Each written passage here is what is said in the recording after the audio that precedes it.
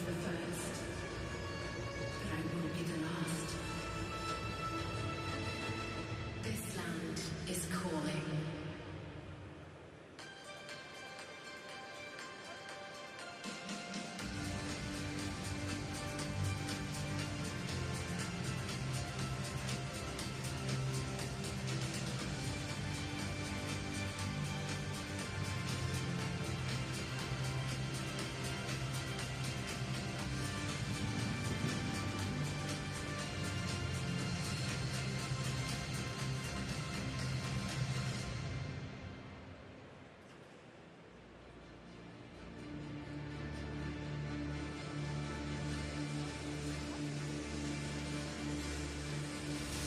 Start with the AFC Champions League Elite, a competition worthy of the continent's most enthusiastic fans and top-tier clubs. Our top 24 teams will clash, highlighting the best players from Asia and the world. Built on the foundations of past heroes, a new beginning has arrived, uniting Asia's football powerhouses. 24 of the elite teams from 2 regions battle for supremacy to be crowned the ultimate champions. AFC Champions League Elite. Now let us turn our attention to the AFC Champions League Two. This platform offers a thrilling stage for established clubs to battle for a coveted title with a pathway to excellence in Asian club football. Get ready for electrifying matches and fierce competition where every victory paves the way to unimaginable heights. This is the AFC Champions League 2. On the way to the top, rivalries are born. New heroes emerge, paving the way to glory. 32 clubs battle it out from across Asia. AFC Champions League 2. And now we introduce the AFC Challenge League. This platform serves as a launchpad for budding stars to shine on the continental club stage. Witness the passion, the grit, and the raw talent of 20 aspiring teams representing the vibrant tapestry of Asian football. The Challenge League is not just about winning, it is about fostering development and a spirit of growth that will benefit the entire Asian footballing ecosystem for years to come. This is the AFC Challenge League. For the believers, for those that dream, the opportunity takers, where talent develops and fortune favors the brave. AFC Challenge League. The future of Asian club football shines brightly with the all-new AFC Women's Champions League. For the first time ever, Asia's top 12 women's clubs will converge to showcase their talent and compete for ultimate glory. This is no more than just a competition. It is a powerful symbol of innovation and inclusivity, inspiring generations of female athletes to chase their dreams and write their own stories on the pitch. This is the AFC Women's Champions League. Breaking new ground for women's club football in Asia. 12 of the best teams, chasing greatness, inspiring generations in a fierce contested competition to crown the best in Asia. AFC Women's Champions League. This is Asia.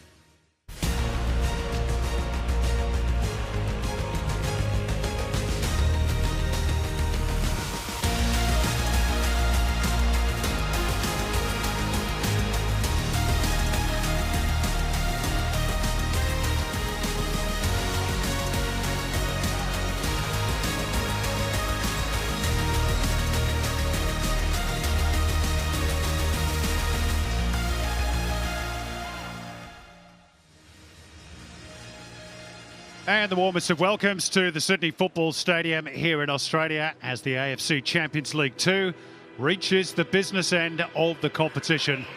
And tonight, Sydney FC are in pole position to advance to the semi-finals of an Asian tournament for the very first time after defeating Jeonbuk Hyundai of the Korean Republic 2-0 in the first leg in Yongin, thanks to a double from their Polish striker Patryk Klimala. And talking of warmth, as you can see, it's been a warm old day in Sydney. Current temperatures of 24 degrees. It was a fair bit warmer than that this afternoon. But most of the fans bathed in the early evening shade. And conditions really perfect for football. The big question then, can Sydney FC finish the job off at home? Certainly Jeonbuk, traditionally one of Asia's most storied clubs, having twice won the AFC Champions League Elite, are in something of a rebuilding phase and aren't quite the force of old.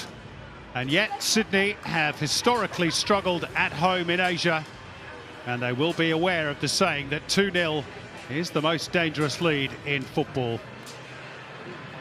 Jeonbuk are yet to lose in their 3 visits to Australia, all in the Champions League Elites, but all 3 of those trips ended in draws, and of course that will not be enough for the team in green this evening. And their coach Gus Poyet unleashed a bit of an all-timer at a press conference yesterday, unhappy with all manner of things, and also unhappy no doubt with the fact that his team is now 4 matches without a victory, and they haven't even scored in any of their last 3. And as we will see, it is something of a change lineup for Jeonbuk as they juggle both Asian and domestic competitions. Poyet believes that the team he has put out tonight is good enough to do the job. An early goal, and maybe Sydney FC will get the wobbles. However, Ufuk Taley's side are 7 matches unbeaten in all competitions, 4 wins and 3 draws. And if they were to extend that to 8, then that would be enough to see them through to the last 4. To face the Lion City Sailors of Singapore, who last night became the first team from that country to reach the semi-finals of the Champions League Two, or its forerunner, the AFC Cup, since 2004. After a second leg 1-1 draw with Sanfrecce Hiroshima, seeing them through 4-1 on aggregate. The first leg, of course, ending 6-1 to Sanfrecce, but that result overturned after the Japanese club were ruled to have played an ineligible player. In the other part of the draw, in West Asia, the semi-final lineup is already decided. Al Tawan of Saudi Arabia will play Sharjah of the United Arab Emirates. So these two about to play off for the final spot in the semis. There's the 2 coaches, Ufuk Taley and Gus Poyet, who's got a big smile on his face. And albeit some rather pointed comments that he made yesterday, he certainly did so also with a smile on his face. He coaches as he played, and of course he played at the very highest level, both with his country Uruguay and at club level in England with the likes of Chelsea and Tottenham Hotspur. But tonight his team has a really big job on their hands. Perhaps something of a surprise result in the first leg, even given Jeonbuk's recent troubles. Of course, they were involved in the relegation playoffs in their domestic league last season. Almost unthinkable for the 9 times K-League champions. And their form domestically has been a bit mixed to start off with this season as well. They lie in 9th position with just 1 win, 1 draw and 2 defeats, including a 1-0 reverse to Gangwon at the weekend. And their next engagement against the Pohang Steelers, who are another storied club in Asia, but are currently bottom of the K-League, comes this weekend. So a busy time for Jeonbuk Hyundai.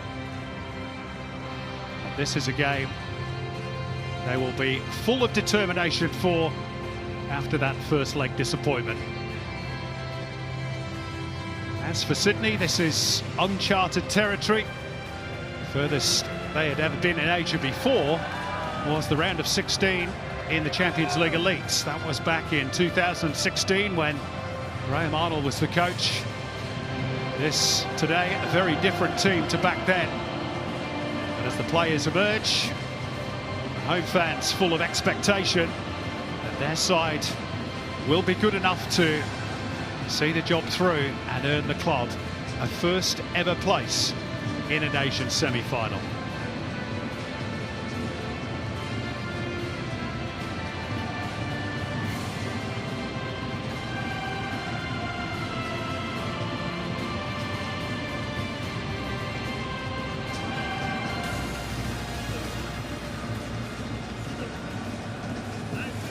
Much responsibility perhaps lying on the shoulders of Douglas Costa tonight for Sydney FC. Such a talented and such an experienced player on the regional stage, largely in his earlier years, of course, in Europe with some pretty big clubs as well. Tonight he's up against one of the region's heavyweights, Asian club champions in 2006 and 2016. Let's have a look at the team news. Sydney stick with the old adage of never change a winning team. So it's the same 11 that took to the field a week ago in Yongin. Patrick Klimala's double means he's level with Anas Wahim and Adrian Segicic as the club's top scorers in this competition this season with 5. Alex Grant's arrival has steadied the team defensively. 3 straight clean sheets now at home and abroad. Douglas Costa's prompting in that floating role could be key to success tonight. And super sub Adrian Segicic again looking to make an impact off the bench.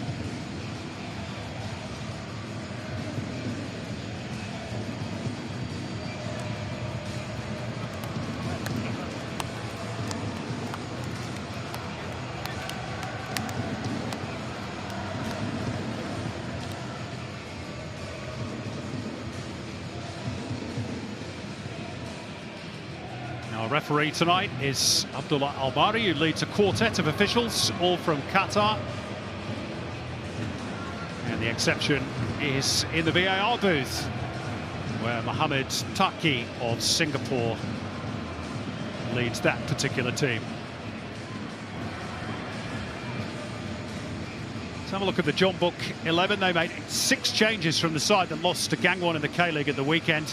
Kim Jong-hoon is in goal. Kim Tae-hyun and 38-year-old 500-game veteran Choi Chol-sun come into the defence. Lee Yong-jae returns in midfield, while Kim Jin-gyu, who's played only 98 minutes in the Champions League Two this season, and John Jin-woo are added to the attack. 6'4" Park Jae-yong leads the attack.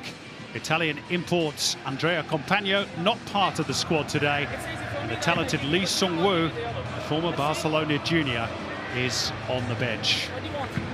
2 skippers, Ryan Grant of Sydney and Park Jin-sub of Jeonbuk Hyundai, conducting the coin toss, and all the pleasantries over and done with.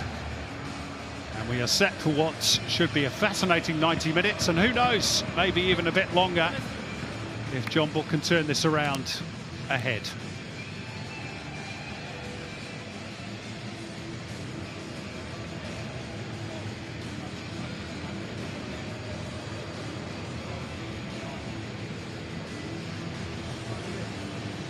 There's Leo Senna, the Brazilian, going through his pre-match rituals, a little handshake with Patrick Klimala. Anthony Caceres, very experienced in Asian competition. This is his 35th game in these sorts of competitions throughout his long career. But Sydney as a club have never been this far and have never reached the semi-finals. They will surely never have a better chance than this. Joe Lolly in his mid-30s now. This is his first ever taste of regional competition.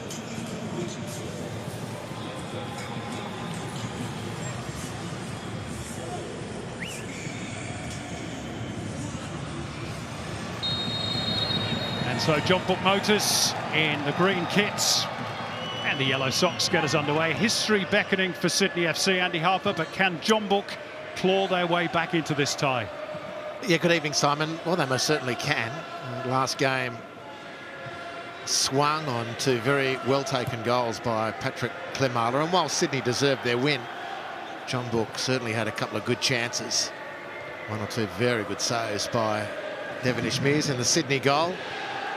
As is often the case when two heavyweights go toe-to-toe, it could have gone either way.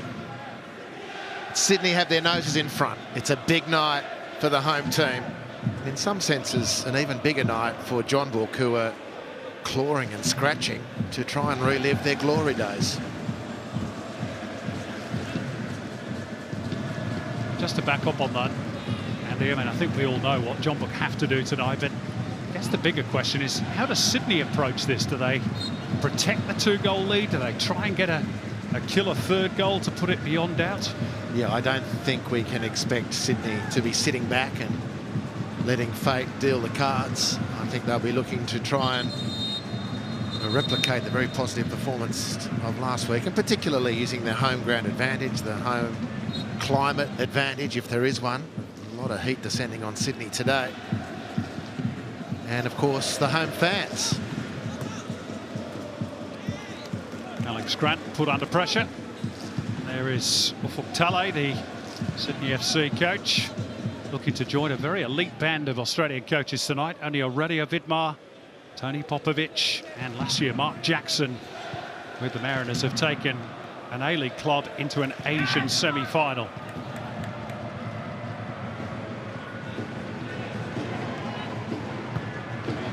Sent forward by Choi Chol-sun. We might not see too many changes in tactics from Jeonbuk tonight. With the 6'4" striker Park Jae-yong leading the attack. This is Jeonbuk Hyundai on the right-hand side, who came off the bench in the first leg. Back through Nana Boateng, who's the only import in the starting 11.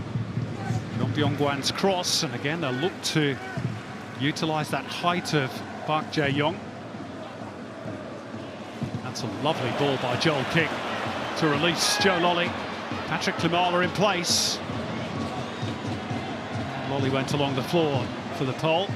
Good intervention by Park Jin-sup. And then a foul by Leo Senna.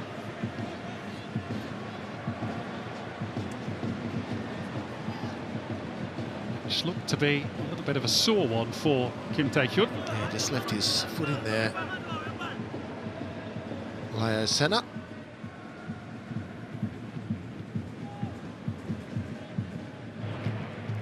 Boateng will lay off by Park Jae-yong, and away races Jeonbuk Hyundai on the right, and there's two in the box to try and pick out. Palmed away by Devin Ishmeers. And Kamijo just a little slow to release the ball. And now a heavy touch has handed possession back, but Jeonbuk returned the compliments.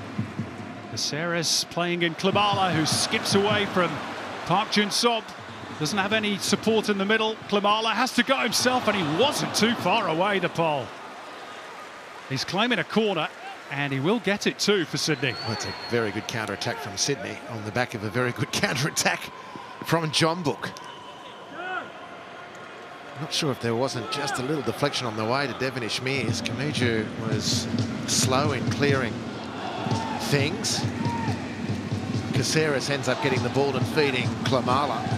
Did very well to get past the skipper Park and then winning the corner. Well, Kim Jong-hoon perhaps feeling he had to make the save.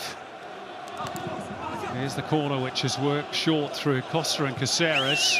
Top of the box here is Joe Lolly looking to unleash one. It's a really good stop. Down low to his left from Kim Jong-hoon. Well, 3 good attacks on goal inside 4 minutes. It's shaping up as a good cup tie, this one. And Joe Lolly, more dangerous usually, cutting in from the flank and shooting or crossing, but rolling this one, letting this one roll across his body, centre of the goal, forcing a very good bit of work from Kim in the Jeonbuk goal. Nobody picked up Joe Lolly on the edge of the penalty area. He's there again. Caceres, perhaps though crucially, is being watched ahead of any potential short corner by Douglas Costa. So we might see a more orthodox delivery once the referee is ready, which he is now. No, again they go short. back for Senna. Back wide for Caceres. Little heavy on the release. Costa kept it in play though.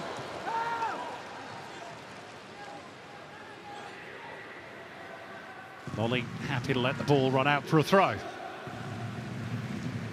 Well, good bright start to this second leg of the AFC Champions League Two quarter-final. First time ball by Costa. Caceres always comfortable under pressure. Costa angles it in. I fancy that Klimala might have taken it away from Lolly there, unbeknowingly.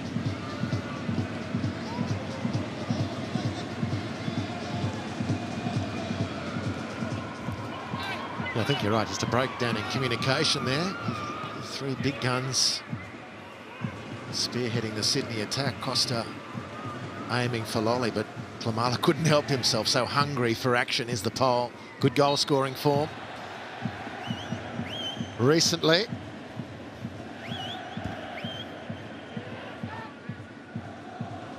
Kamijo just being held by Kim Jin-gyu.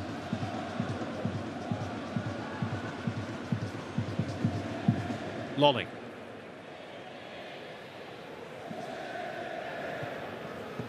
It's a risky ball from Joe Lolly. Straight at Kim Jin-gyu for Jeonbuk.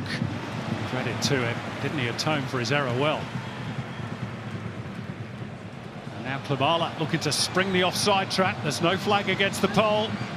It's Patrick Klimala! Oh, that's a great finish!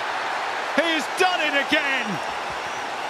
2 goals in Yongin, and it's only taken him 7 minutes to get his 3rd of the tie and his 6th in the ACL 2 this season. Has that put the tie beyond Jeonbuk's reach? Well, it's an awesome finish from Klimala. Jeonbuk defenders are still claiming offside. It all starts from a good work back from Joe Lolly after giving the ball away. He wins it beautifully. I think he's drifted offside. Not conclusive on the moment the ball was struck, but from there on, it's just a stunning finish from Klimala. He's in good nick in front of goal. And both teams now wait with bated breath. Well, I'll tell you what, over the course of these 2 legs, Patrick Klimala has produced 3 finishes that are absolutely top quality. VAR, of course, is going to check on that offside. So Sydney's celebrations may yet be cut short. But for now, they have a 3-goal advantage. And how important is this VAR check? Well, talk about game changing. Talk about for both tie changing. Yeah.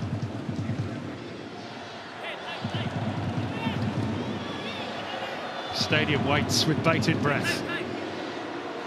Here we go. Offside.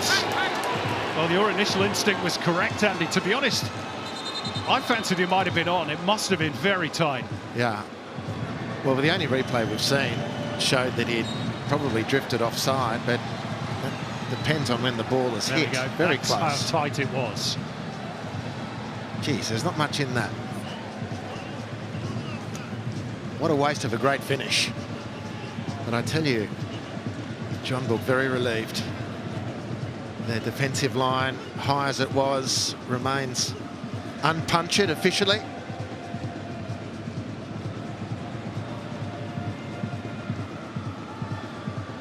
Well, talk about living on the edge.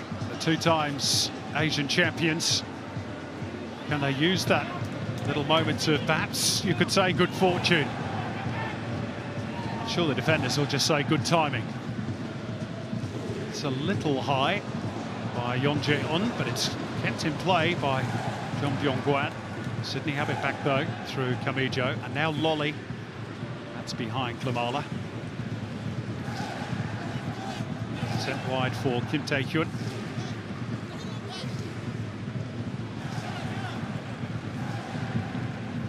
And a Sydney FC throw.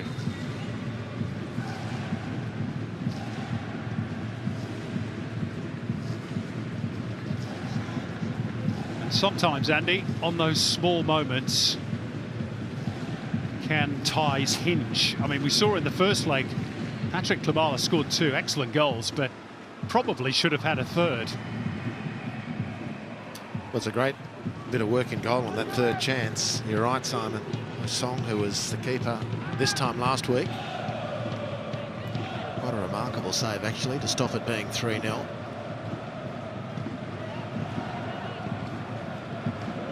This is Jeonbuk forward to Boateng. Kamijo on the backside, I think. And now Caceres looking to get moving. Good tracking back from Jeonbuk, but quickly dispossessed by Jeonbuk. Setter.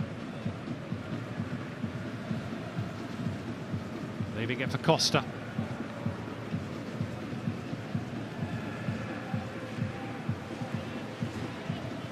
Now the two Grants combining, Ryan and Alex. It's a lovely flick by Caceres. Courtney Perkins. Centre available.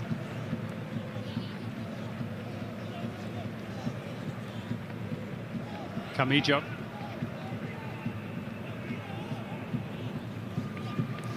Certainly moving the ball about quite nicely. Costa. Ryan Grant.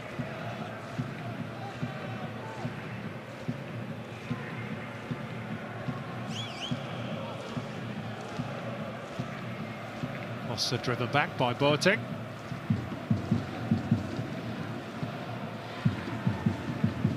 Senna. Driving run forward, and he wins a lot of fouls like that, Leo Senna.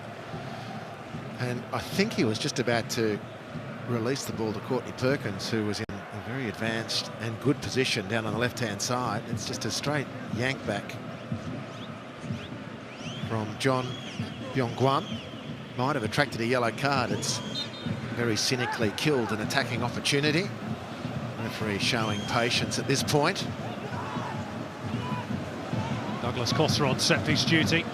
Looking to launch it towards Ryan Grant at the back post. Headed away by John Jinwoo. Sydney will go again through Kamijo. Costa. Courtney Perkins had drifted in field. I think Costa was hoping that he was going to be wide left. Give Sydney a bit of width in that attack. He's done well to put pressure on Jeonbuk. He covered the ground pretty well, didn't he, Courtney Perkins, because he was just the recipient of that pass to which you referred from Costa. I think he was expecting that to be Leo Senna. He mightn't have angled that ball into Courtney Perkins, but gee, he mowed it onto that far touchline to win the contest for the throw-in. That's a goal kick. Final touch off Anthony Caceres.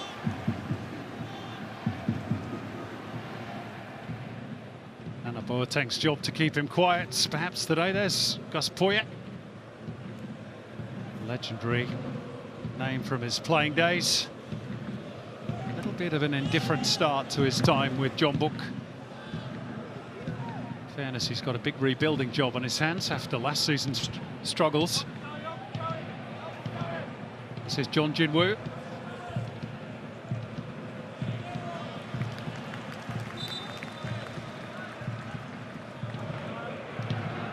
Tale, holding the pressure applied by Joe Lolly.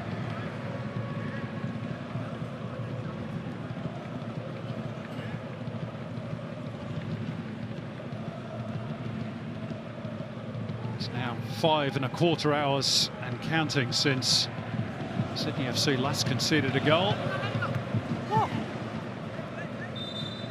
If the defence is coming good, maybe the throw-ins need a bit of work. Yeah, well, it clearly landed in and then stayed in, so I'm not sure when it went out, unless... Not sure Gus Poyet knew either. No, he found that quite comical. Strength by Klimala. That ball has gone out of play, though. I don't know if it's possible for Joel King, the taker of that throw-in, to put enough work on the ball to get it to curl in and out or out and in. At any rate, on we go. bit too high for Kim Tae-hyun, and it's presented possession back to Sydney in the shape of Caceres. Camijo, Senna. Back by Costa for Camijo, who's retained his spot in Sydney's midfield despite the presence of Corey Holman back from injury. Well, Sydney certainly have carved out significant territorial dominance, holding most of the ball as well. Won't necessarily phase Jeonbuk. The big target they're happy to hit direct in the centre forward Buck. And John Byung-Gwan, just playing to the right of him, the number 33, has shown a very clean pair of heels. He can certainly move quickly. So they'll get support forward quickly. They'll transition quickly. Jeonbuk be largely untroubled by Sydney having a lot of the ball in the mid-third of the field.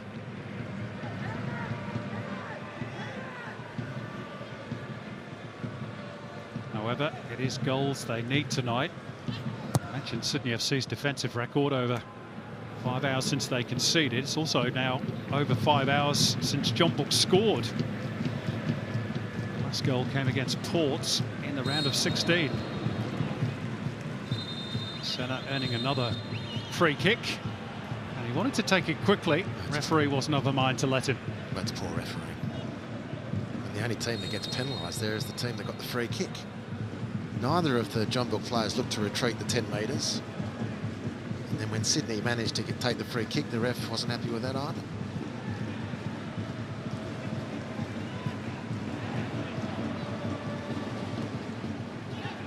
Here's Lee Yong-jae, nicely steered out wide by Park Jae-yong.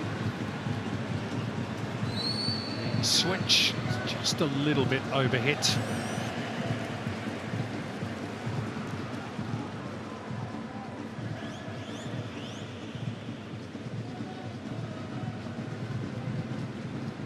Chance for John Jin-woo to reel that one in. Playing on the left wing today, John Jin-woo. He was on the right in the first leg in Yongin. Celebrated his 100th K-League appearance against Gangwon at the weekend. Camijo feeling that challenge by Choi Chul-soo was a little bit rudimentary. Referee not interested.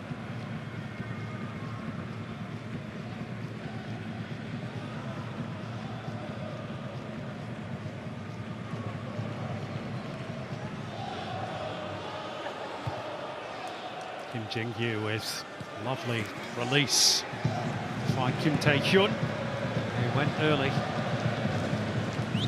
Went way over the top. Well, it's the second pass from Jeonbuk that's broken down. They've switched the point of attack very effectively.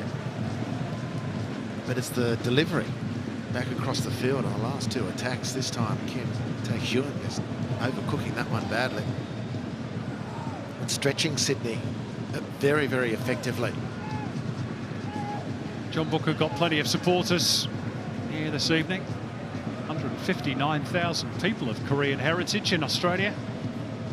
The majority do live in the state of New South Wales, where this game's being played. Yeon Jae-un holds that attack up, but only momentarily. Klebala in a mood to shoot whenever he gets a chance. Goalkeepers come out to meet him. Still with Klebala. He went to try and square it up for Joe Lolly. That passing lane was closed. One back high, though, by Caceres. Camijo. Lolly. Lolly again. That's a foul on Lee Yong-jae. A couple of heavy touches there for Sydney, not ending up testing the Jeonbuk defence, particularly Kamala, who did so well to dig out that possession. Should have, in hindsight, probably, if he looked at it, when he does look at it, should have taken the high percentage option and given the ball straight to Anthony Caceres. It never quite got going for Sydney thereafter. Jeonbuk held their nerve, defended well, cleared the danger.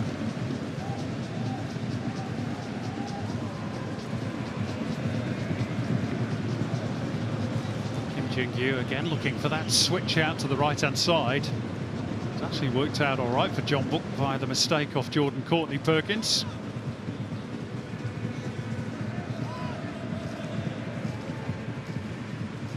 Here's the Jeonbuk skipper, Park Jin-suk. And now Yeon Jae-un out for Choi Chul-soon. Jin-woo to Boateng.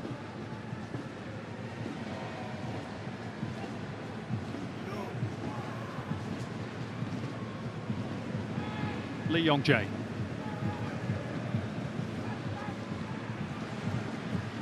It's slightly overhit, but this one is tracked down well by Choi Chul-soon. Leo Senna screening pretty well for Sydney. And is then impeded. Well, again, just to re-emphasise how just need to recalibrate their technique. Jeonbuk, this is the last pass down to this part of the field, which sent Choi on his bike from Lee Yong-jae. A sweeter left foot probably doesn't exist in the Asian Champions League. I'm going to suggest of either the Elite League or ACL 2. But even he overhit that one. Otherwise, it was a great opening for Jeonbuk, and you'd have to say if you're Sydney, Jeonbuk have opened the space nicely. It's the passes that have let them down ultimately. And if they just land one, Sydney finding it hard to close those wider corridors. Just land one of those passes, Jeonbuk score, and the cup tie takes on a completely different hue.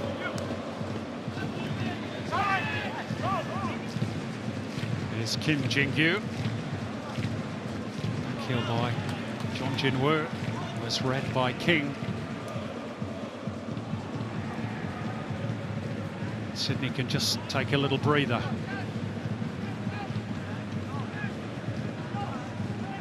Mentioned Sydney's home record in Asian competition.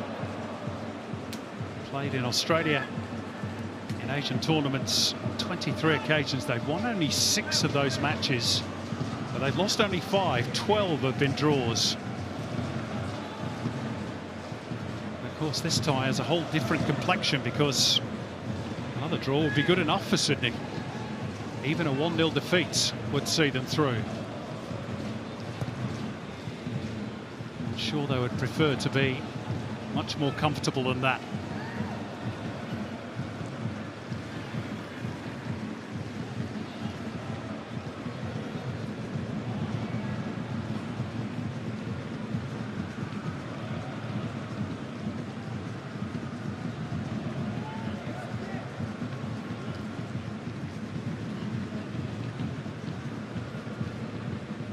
Lolly showing for the throw, ignored by Courtney Perkins. Here is Lolly, who somehow stole a metre of space, but then gave the ball away. Kim Jingyu. Lee Yong-jae to open things up. Now Choi Chul-soon for Jeonbuk. 38 years of age, been with the club since 2006. First player to reach 500 K-League appearances.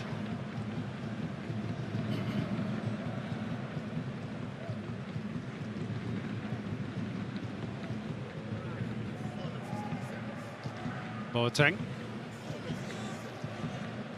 Courtney Perkins has time here. Oh, and he's given the ball away carelessly. Jeon Byung-kwan is brought down the edge of the box. That's going to be a yellow card for Alex Grant. Jordan Courtney Perkins got his team in all sorts of bother there. Jordi, an unforced error. And Jeon Byung-kwan, who's been very, very dangerous, referred to his speed already. Too much for Alex Grant, who brings him down. Outside the box, picks up the yellow card. Poor error from Courtney Perkins.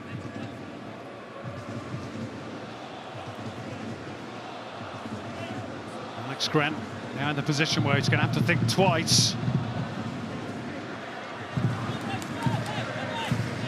Sydney, from a pretty harmless looking situation, have to defend a very dangerous-looking free kick. Just taking place right in front of the cove where Sydney FC's most vocal supporters are situated. It's going to be Lee Yong-jae to deliver with that wand of a left foot. And the height and the set piece being provided by the 6'4" Park Jae-yong. And Yeon Jae-un, the number 94. Not too much smaller, just behind him.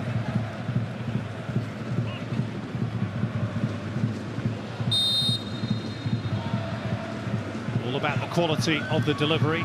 It goes to the edge of the box and it was struck by Kim Jin-gyu, but not with any real power or purpose. And that'll be the goalkeepers. And Sydney survive. It opened up into a very nice shooting opportunity for Jin-gyu. Ball was delivered beautiful way from Lee Yong-jae. Nervous moment for Sydney. Safely navigated.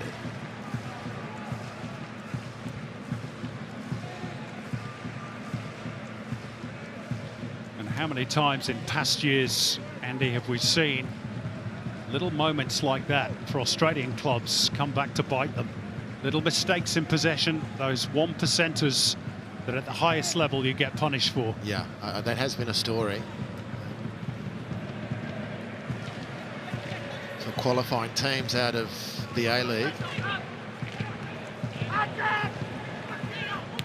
found themselves to be very competitive between the penalty areas, but concentration and quality too often against visiting teams or their opponents in Asia has them undone. They find themselves in this unusual situation at the moment, which I'm sure they're relishing. 2-0 up against the might of Jeonbuk. But it's not going to be plain sailing.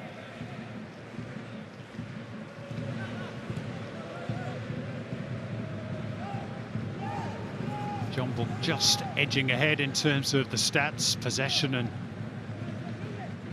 the accuracy of their passing. There's not an awful lot in it, and they've had one mighty scare, of course, when Patrick Klimala did find the back of the net on 7 minutes, but ruled out by VAR for offside.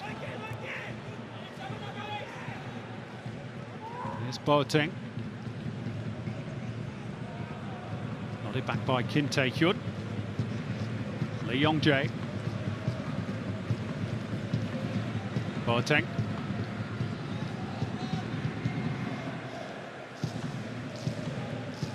Jin-sop looking to hit the front runners. Rebounds off Jong Byung-gwan and out for a Sydney FC throw. An awkward bump for Joe Lolly. And again, moving the ball over halfway, well, Jeonbuk, but losing quality as they get around Sydney's penalty area, or at least into the final third.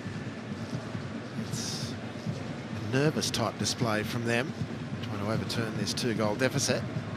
And of course, Andy, Jeonbuk are also missing all their big-name import players. There's no Andrea Campagno tonight.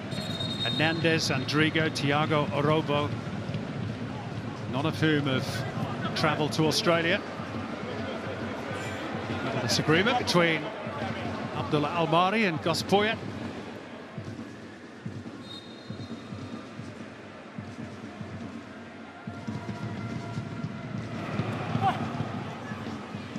Klimala felt he was wrestled to the floor by Yeon Jae-un. Referee saw nothing untoward. And this is Kim Tae-hyun.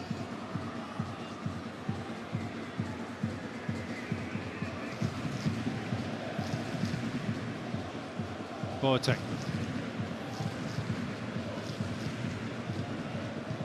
Park Jin-sop.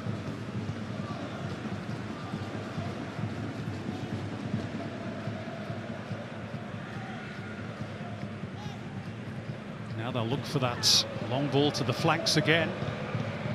It's going to pay dividends. Tracked down by Kim Tae-hyun, who earns a throw. The last 5-10 minutes, Jeonbuk have had the lion's share of possession and really making Sydney work as they...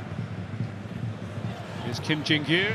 That's going to be a corner off Leo Senna. With great efficiency, switch from right flank to left flank. I mean, this is all accumulating, all this extra coverage as they protect their zone, Sydney. All the extra running it accumulates. Got control of things at the moment, Jeonbuk. Not on the scoreboard, of course. But this part of the game, they're looking very dangerous indeed. It's going to be Kim Jin-gyu's corner, the outswinger. And it was nodded just wide of the goal in the end.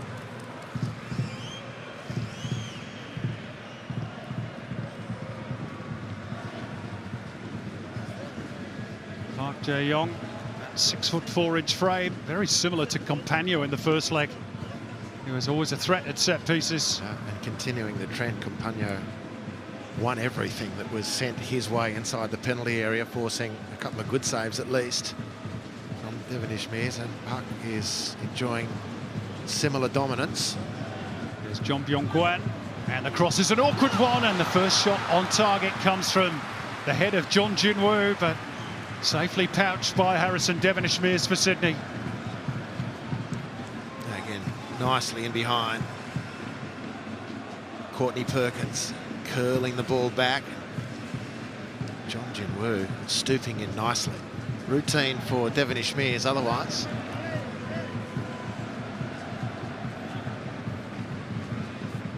Sydney FC have been warned.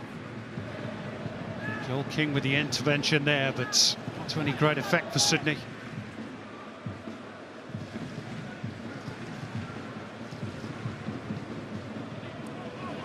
Now they must wish that goal from Klimala had counted.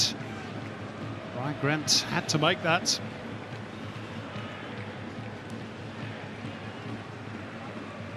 Lolly will prevent the throw. Sent forward towards Costa, who looked to be being held back there by Yeon Jae-un. Oh, completely was. I'm not quite sure how the match officials missed that.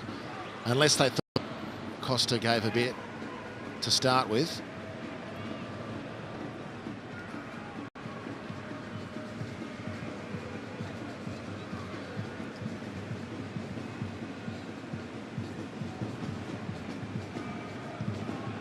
Boateng looking for and finding Choi Chul-sun. Ryan Grant too strong for Jeon Jin-woo. I just think Sydney, as they maintain their mid-third block, I'm not quite sure what was legal about that bit of defending. That was the previous one on Patrick Klimala. It's maybe a couple he's got away with. Now there's Sydney 10 minutes from half-time. Now having to protect the game without having possession of the ball, and they do, as a team, prefer to dominate with the ball.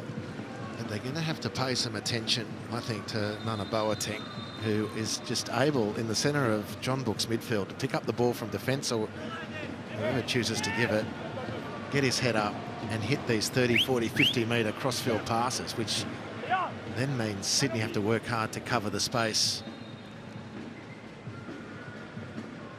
Just a slight delay before the throw-in was taken. We had a second ball on the field, which needed to be removed. Here's Klimala. Errant pass from the pole.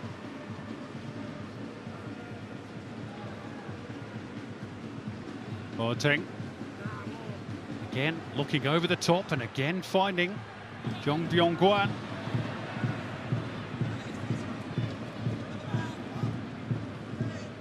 Back through Kim Tae-hyun.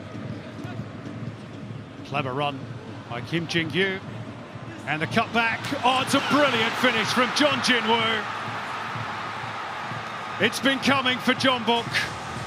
And that is some strike from the winger, who seems to have been injured in the celebrations.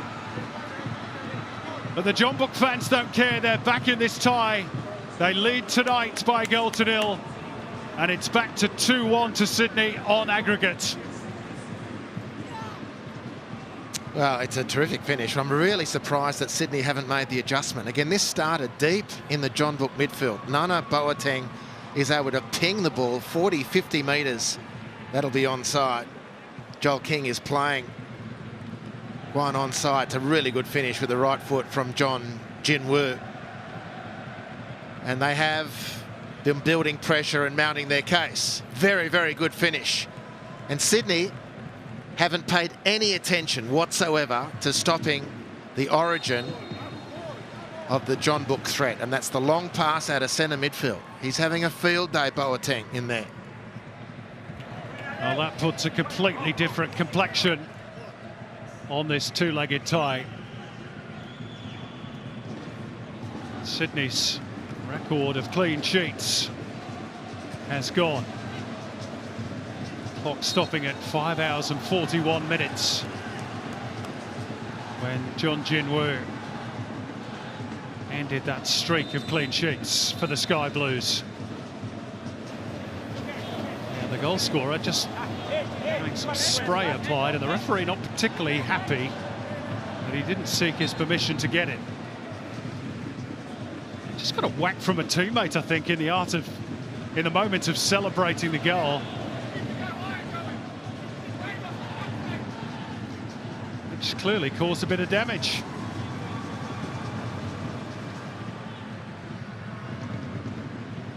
Now, Sydney FC show signs of nerves here.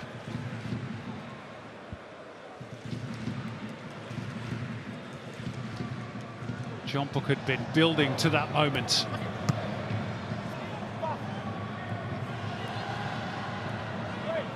They are dictating the play. Boateng. Again, the tactic. There's just no urgency from Sydney. I mean, it's not even close to once bitten, twice shy. Everything is coming from Boateng. He's spraying the ball into the corridors where Sydney haven't patrolled. They have to then turn and chase. The goal came from it. Other chances have come from it. And there's no pressure whatsoever on the deep-lying midfielder playing for Jeonbuk. Another unforced error from Jordan Courtney-Perkins. He's having a bit of a torrid time of it at the moment. Sydney FC left back. And these must be worrying moments for Ufuk Talay.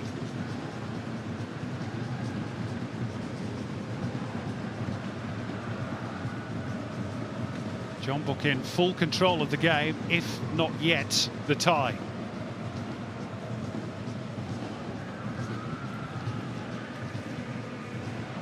Boateng.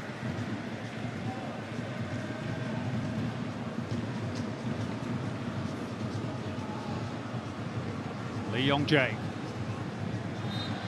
Sydney fouling in the process of trying to win the ball back. Camacho's kicked the ball away, got to be careful doing that.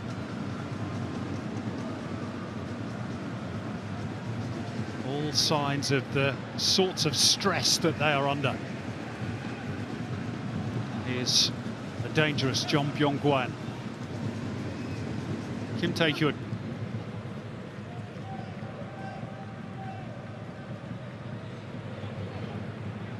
John Jinwoo. It's a clever lead by Kim Jin-gyu. John Jinwoo. They force the space here for Choi Chul-sun on the left.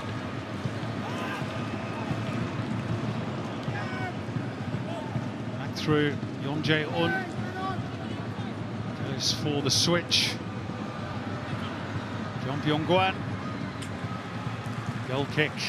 Sydney are relieved that it is just a goal kick. They're looking very, very strong, Jeonbuk. They're looking like the historic champions that they've been domestically and on the continent. And it's the goal that's breathed life into their hopes and actually put Sydney back even a couple of more squares. You know, they're really playing the home team as though they can't wait for half-time.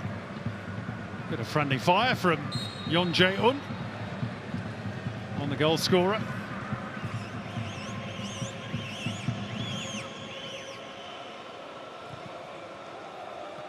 Nice no-look free kick from Leo Sena.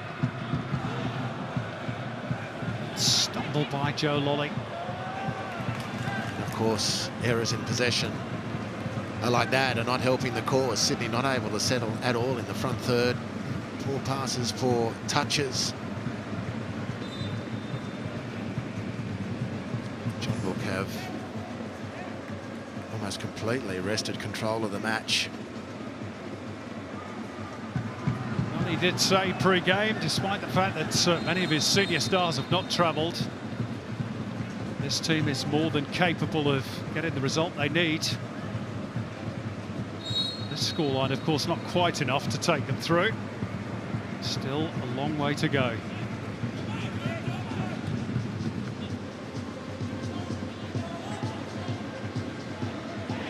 Joe into that little battle. A break here for Costa. Lolly. Sydney need a spell of possession. Alex Grant. Caceres first to show. Courtney Perkins. Camijo. Senna. Lolly. Looks better for Sydney. Lolly getting the cross in. Oh, and the deflection could have been awkward for Kim Jong-hoon. In the end, took all the pace out of it. It was better for Sydney. They can make the passes stick and they can build pressure again, as shown in this last attack. Fortuitous off Nana Boateng. On that occasion, better from the home team, the first in quite some time from them.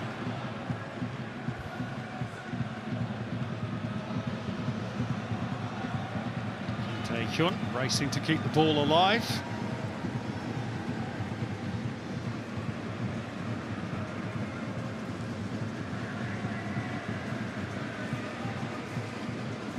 Boateng again looking for that release for Jong Byung-gwan on the right. Oh, a little slip on takeoff this time by the Ghanaian-born Nana Boateng. Senna just delaying the release.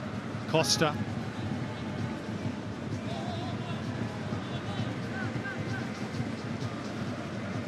Costa again. This looks better for Sydney. Little angle ball for Caceres. Behind him is Camijo. Gonna have a go here. Good try. That's the best we've seen from Sydney for some time in attack. Look at the shot away in the end from Camijo. He's almost got vertigo getting that far forward, and he backs himself from the stationary position. Douglas Costa frustrated more, didn't come out of that. Sydney had set. Last two opportunities in possession, Sydney have been able to properly attack the Jeonbuk penalty area and look much more threatening, obviously, when they just keep control of the ball. They've handed, I'd say probably for the last 20 minutes, up until those two attacks, everything to Jeonbuk, who were running the show, got their goal. Douglas Costa's turned the ball over. Boateng. Park Jin-sop. And Kim Jin-yu.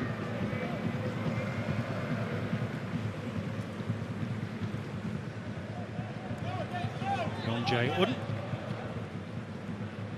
Wide it goes for Choi Chol-sun. Beyond him is the big central defender, Yeon Jae-un. Good tackle by Senna. Spin almost deceived Joel King.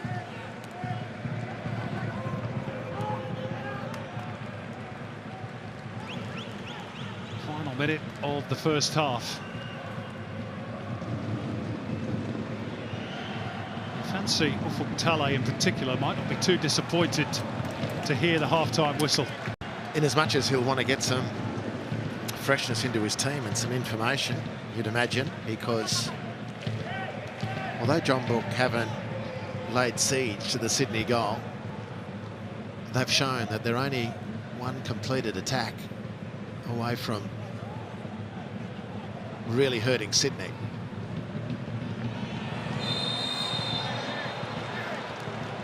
Foul by Anthony Caceres. See him join Alex Grant in referee Abdullah Almari's notebook. We're into the first of 3 additional minutes at the end of the first half. Yeah, mistimed by Caceres, he knew it. Yeah, it was pretty late, which I think ultimately was what cooked Anthony Caceres and put him into the referee's book.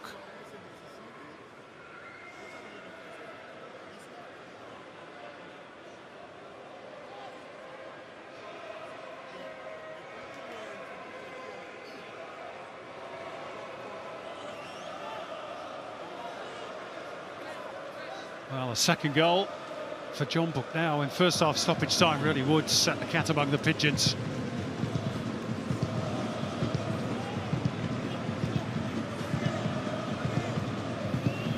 Lee Yong-jae and Kim Jin-yu deciding which one will take it.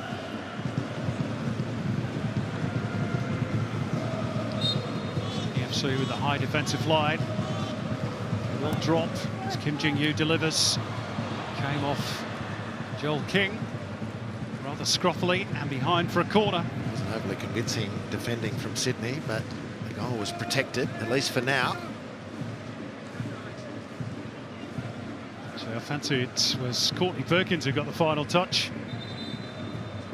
Joel King certainly swung a leg at the ball.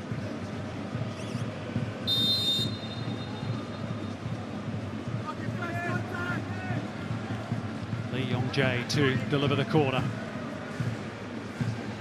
Now they scatter.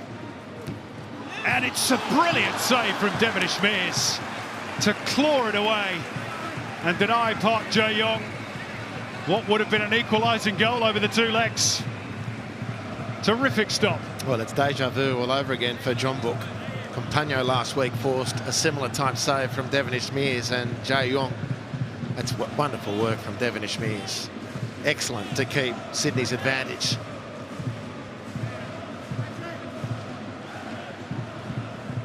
Still the follow-up corner to come. Half-time whistle not too far away.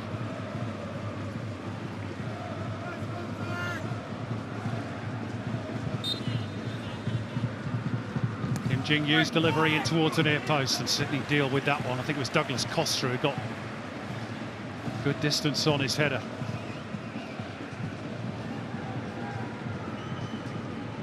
Back in by Lee Yong-jae. Still plenty forward here for Jeonbuk. It's Boateng who hits the post. And maybe it got a touch off the goalkeeper as well, because the linesman has indicated it's going to be a corner. And Jeonbuk are hammering at the door here.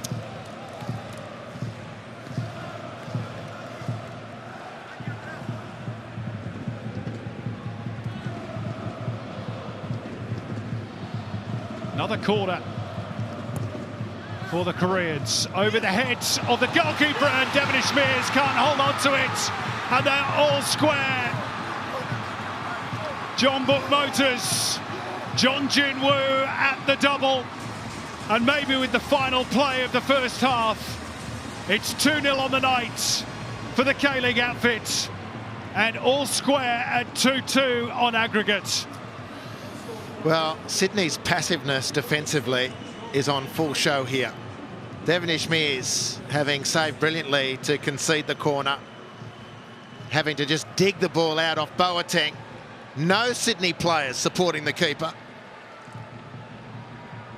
And it's a double for John Jin-woo, who can hardly miss from there.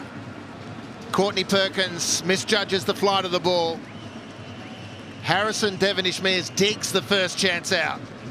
No Sydney defenders reacting, but John Jin-woo did exactly that. Now VAR is going through the checks for offside against John Jin-woo. Sydney praying for a reprieve here. Can't see one coming. I think it was Joel King on the first post defending the corner who was deep enough to play John Jin-woo onside. Well, we've had one goal disallowed in this opening 45, which went against Sydney. Will this one go for them? Yeah, goal confirmed, as we suspected. And there's near silence apart from the Jeonbuk contingent.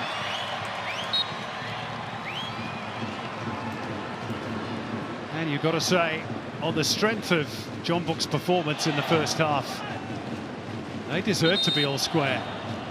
That is half-time at the Sydney Football Stadium. What a first 45 by Gus Poyet's team. 2 goals for Jeon Jinwoo, who was celebrating his 100th K-League appearance at the weekend. He's celebrating 2 goals here tonight. Sydney had 1 ruled out for an offside on Patrick Klimala, but they need to regroup in the second half. 2-0 to Jeonbuk at the break, all square on aggregate.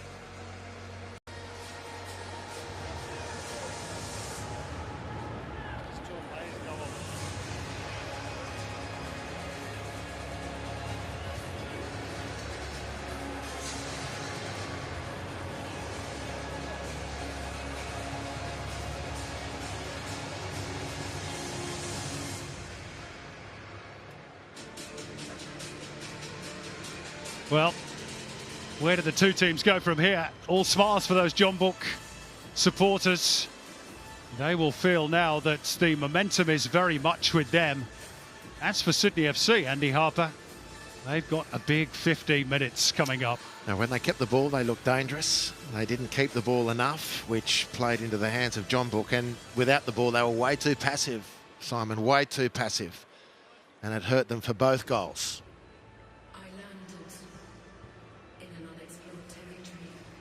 Still, there are 45 minutes to go. Ufuk Talay will have to do his work in the dressing rooms at half-time as night falls over this magnificent stadium in Sydney.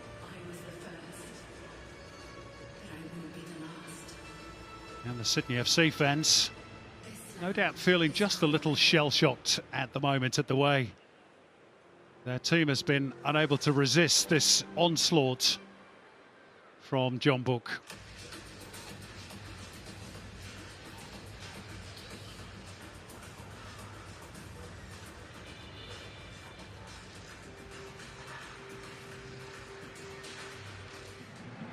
Let's have a look at the first half highlights then. And Jeonbuk used a regular tactic from Nana Boateng to release Jeon Byung-gwan quite a few times. Ultimately, Sydney were to pay the price. In those early stages, Patrick Klimala was the biggest danger for the home side. Joe Lolly with a chance that was really well saved by Kim Jong-hun. In for Song Bum-kun between the posts tonight for Jeonbuk. And here is the goal, Andy Harper, that was ultimately ruled out for offside. Yeah, well, Sydney looking good. Very positive start, as we've seen by those highlights. 2 good chances. Efforts on goal before this was ruled out for offside. Very close thing. Klimala, his goal scoring and his finishing form recently has been first class. But that one was rubbed out. It was the last of the joy, really, for Sydney. They failed to stop the flow of possession for Jeonbuk. They failed to stop the supply, particularly to the right wing, where Byung-gwan has been very, very dangerous. And Jeon Jinwoo helps himself to the first goal with his right foot. Very, very good work. And Jeonbuk kept coming from that point on, culminating in this late corner. Sydney just really don't deal with it. They've had defensive problems all year. They haven't conceded a goal for 3 games, but they've defended in this first half the way they did for large parts of the domestic season and the first in some of the games in Asia to this point. They thought the ghosts had been dealt with, but they're back with abandon at the Sydney Football Stadium. And here's the other numbers from that first 45 minutes. Jeonbuk on top virtually in every statistic. And in terms of the tie overall, we're back where we started. 2-0 on the night and 2-2 on aggregate. All to play for in the second half, which is not too far away.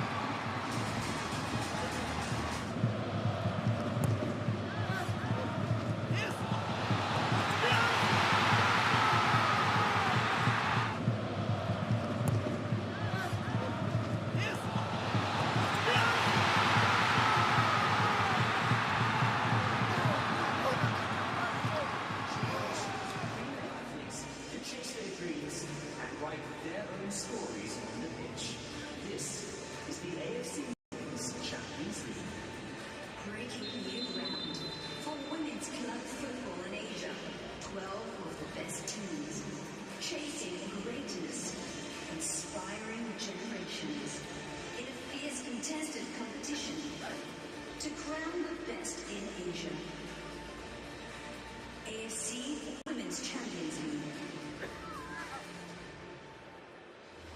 This is Asia.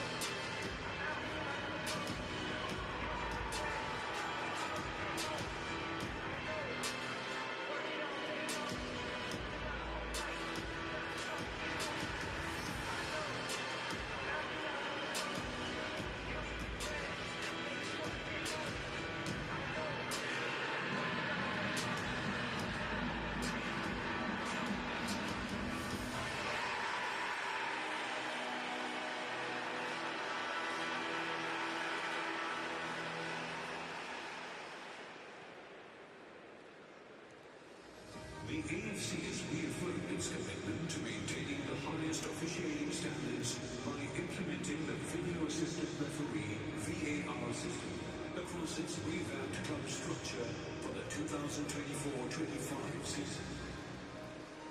The purpose of the VAR will be to rectify clear and obvious mistakes in match-changing situations based on the principles and philosophy of the laws of the game.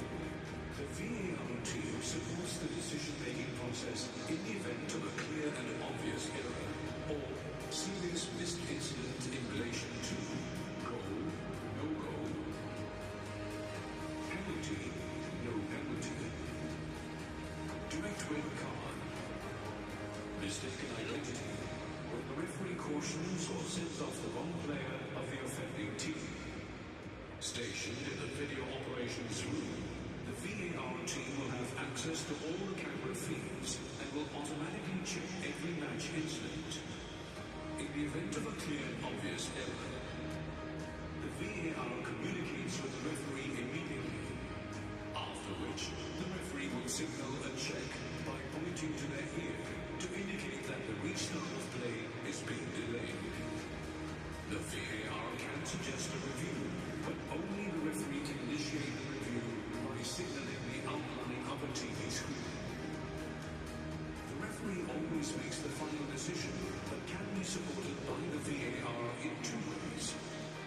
Using the information received from the VAR for factual decisions, or personally reviewing the incident at the referee review area for decisions that require an interpretation.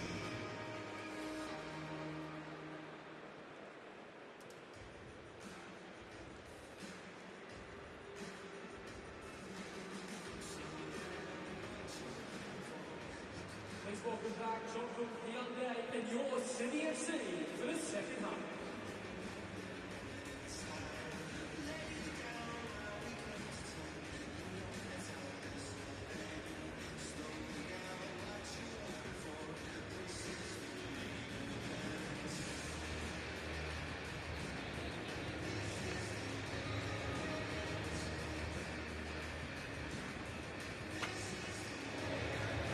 Welcome back to the Sydney Football Stadium. Half-time in the second leg. And Jeonbuk Hyundai have put on a bit of a clinic in that first 45, leading, as they do, on the night by 2-0 thanks to a double from Jeon Jin-woo. They might have had one or two more.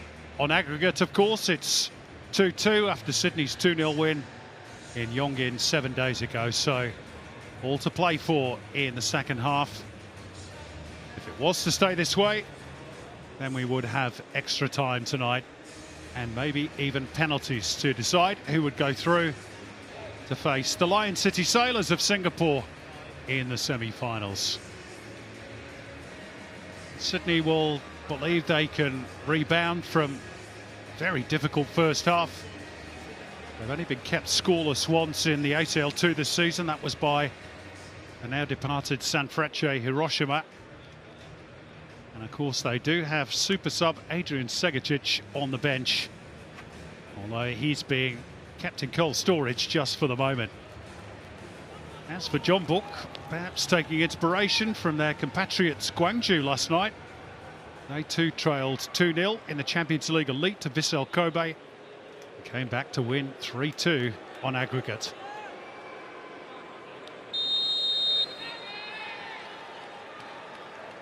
So Sydney FC get the ball rolling for the second and crucial half of 45 minutes. No changes made by either coach, but I'm sure some sort of change required by Ufuk Talay, the Sydney FC coach, Andy Harper. Yeah, change of mentality when Sydney don't have the ball. We referred to it, just way too passive to get rid of those errors in possession. It's a bad start for Sydney. And they've given the ball away, and Jeon Jin-woo is in. Oh, that's a great stop to deny Jeon Jin-woo a hat-trick. Harrison Devonish-Smith somehow readjusted and diverted the ball away with his foot. Brilliant save. Well, I think it's Ryan Grant who's given the ball up. I think last week's match in the 2-0 win away was Harrison Devonish-Smith's best game for Sydney. He's matching that tonight. His second outstanding save to keep Sydney alive.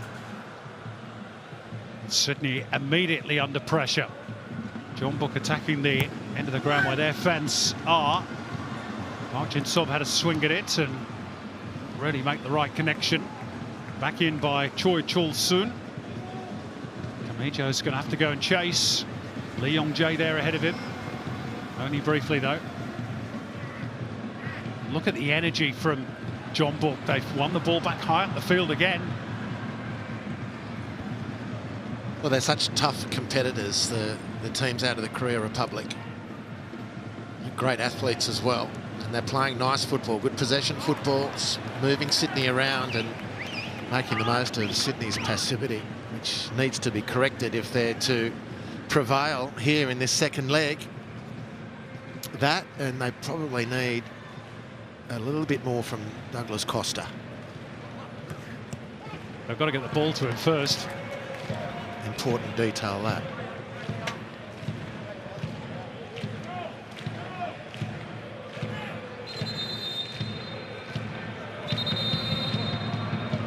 Well, if Jeonbuk were to complete the comeback, it would be another rich chapter in their Asian story. Champions League elite winners twice, 2006, 2016. They're so experienced at this level in Asia. This is their 17th campaign in AFC competition. Their 152nd game. They've been in these situations plenty of times before. That's a foul on Leo Senna. Asking for a card for his opponents, which is not going to be forthcoming.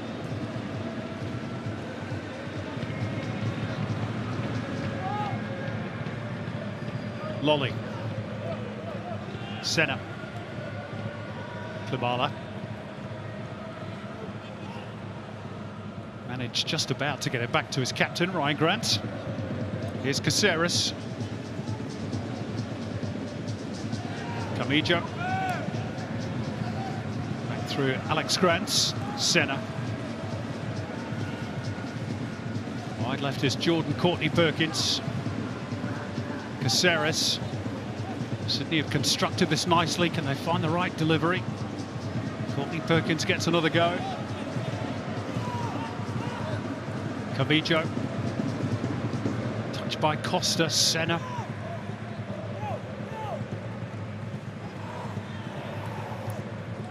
Caceres. Forced to turn back out, and now Douglas Costa had a bit of pace on it, that ball, which made it difficult for the Brazilian to wrap his boot around it. He showed that he's got the speed, maybe not in the abundance of a few years ago, but he's got the speed when he needs it, and he really had to put in some big ones there to make anything of that at all. Routine from Kim Jong-hoon in the Jeonbuk goal. This is danger again for Sydney. Beautiful ball. Park Jae-yong does well to control it as well and feed it out towards Jeon Jin-woo. This is Kim Jing-yu. Now Choi Chul-sun. And a test for the goalkeeper. Good punch away by Devon Ishmeers. Exactly what Sydney needed from their goalkeeper. And here's Klimala. Good sliding challenge though from Young Jae-un, who's seemingly injured himself in the process. Fallen awkwardly on the hand. Here's the chance that preceded that injury. Good punch away from Devon Ishmeers. Just catches the finger, does Klimala. Yep.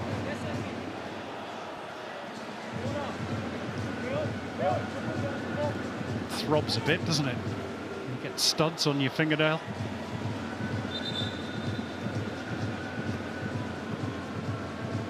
Jeon Jin-woo has got a problem with cramp.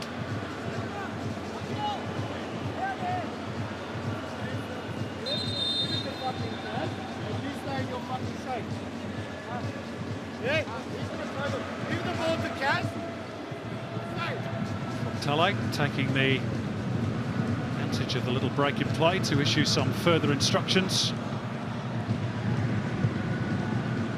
Well, it's a long way from the tape here to be going down with cramp 5 minutes after half-time.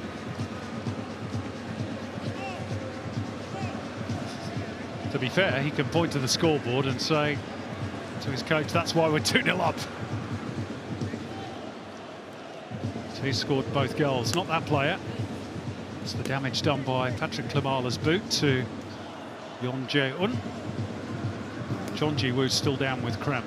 The on-field trainers, I think, have called for a substitution. This is taking an extraordinarily long period of time. That's a nasty one for Yeon Jeon.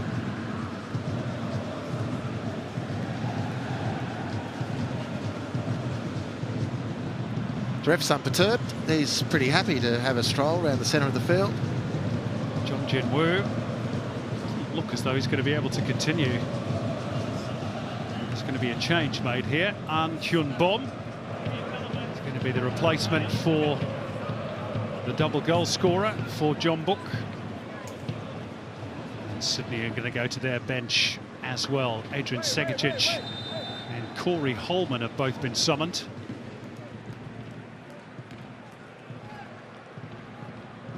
Very long break in play. Joe Lolly's number is called.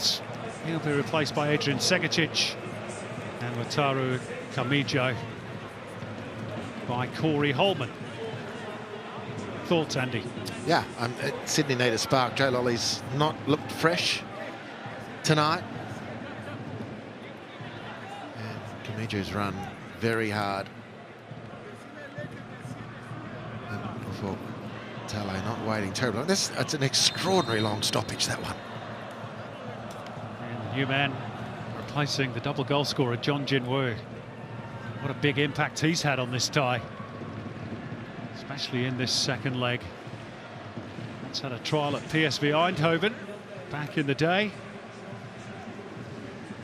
And this replacement, one-time cap South Korean international, Korean Republic international, I should say, An Hyun-bom.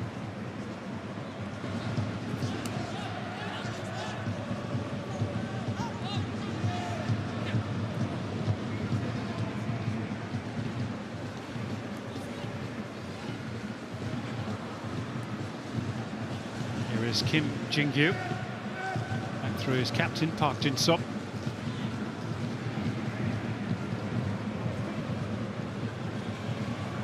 Byung-gwan going to put pressure on Ryan Grant. Little nudge into the back of the Sydney FC skipper.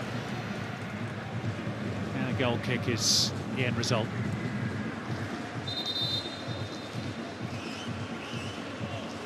So Byung-gwan has now gone out onto the left-hand side for Jeonbuk, with newly arrived An Hyun-bom on the other flank.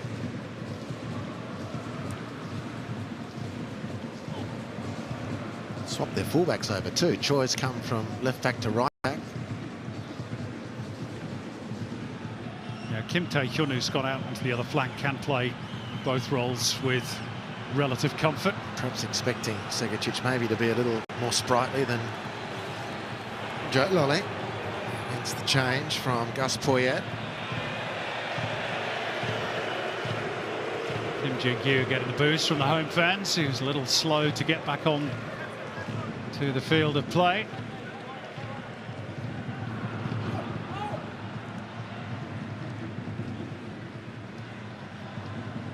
And that little break, lengthy as it was, might just suit the home side, because Jeonbuk had come out the second half and pretty much picked up where they left off in the first.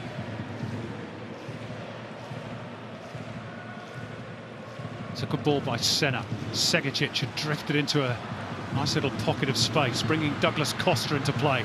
And Costa firing one in. Something out of nothing and requiring the save out of Kim Jong-hoon. That's a better structured attack. Leo Senna dropping deep to receive the ball and angling to the inside right position. And Segicic had got on the advantage side of Nana Boateng really nicely. Then they can give the ball to their money man, Douglas Costa, who skips inside. Geez, that was curling in. Excellent work from Kim Jong-hoon. Gives Sydney FC a rare corner, which Douglas Costa takes. Now the break perhaps on for Jong Byung-gwan, showing great speed across the ground, requiring Joel King to come across and help Ryan Grant. Oh, Corey Holman, little glance over the shoulder to see where his opponent was. Both teams knowing now any slip could be fatal. Segicic, heavy touch though. Those need to stick for Sydney. Yeah, really. I mean, he's been on fire. Segicic, that was poor technique. The field had opened up completely on the right-hand side for Sydney.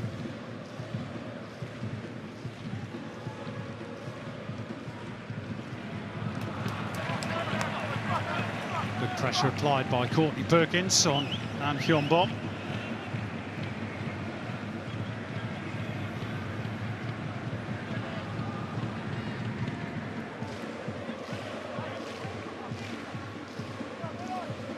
Costa. Oh, he's done really well, Douglas Costa. Now Klimala. And still forced around the outside by Yeon. And support now from King. Squared up for Courtney Perkins.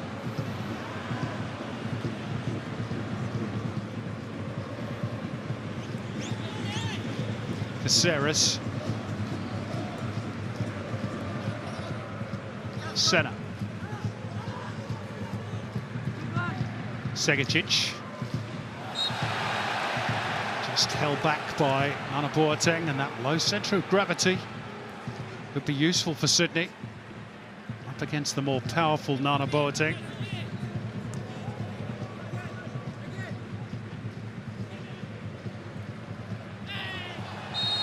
Another foul in favour of the home side. Well, there's been a lot of fouls. Most of them pretty innocuous. But you just wonder how much patience the ref's going to have. I mean, Senna's been yanked down on 3 or 4 occasions. There's been other players who've been pulled down. There's another example. It shouldn't go unpunished. Ufuk Talay is prosecuting that case with the 4th official right at this moment, I'd say. Here's Abdul Hadi Al Rawali from Qatar. Still going through that discussion. Here's Costa with the free kick towards the back post. It should be a goal for Sydney. It is. Alex Grant,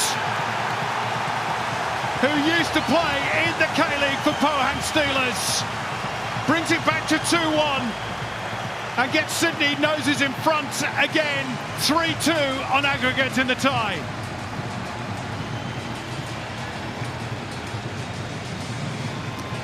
Well, Sydney amass their troops at the far post, and Douglas Costa whips the ball in with incredible curl. Very difficult to deal with. Look at this dip and swerve. And Ryan Grant is the accidental assistant. He gets his body there, doesn't know much about it, the Sydney skipper. But he manages to bounce the ball somehow back, square across the goal. And there's the latest of the Sydney recruits, Alex Grant, who manages to force the ball home and give Sydney the lead.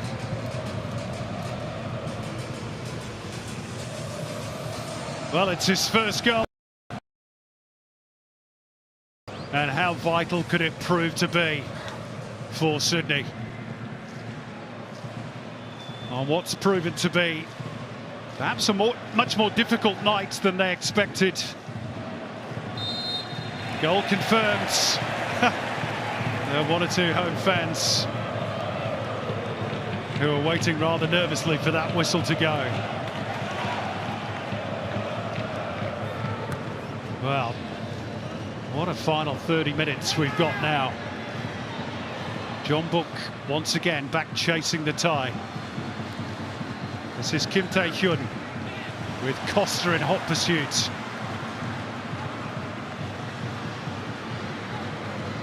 Lee Yong-jae stepping into a bit of a cul-de-sac. Here's Caceres. It's behind Segicic.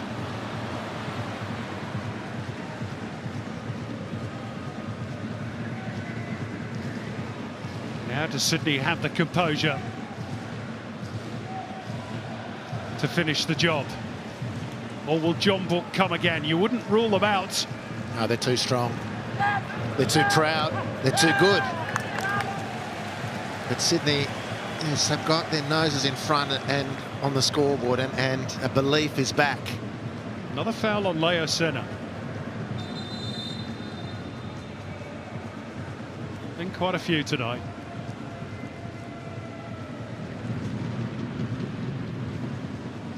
As yet unpunished. Gus Poyet has got a bit more thinking to do. And the Jeonbuk officials now are going to the fourth official, claiming that Sydney are wasting time. It's on here at the football stadium.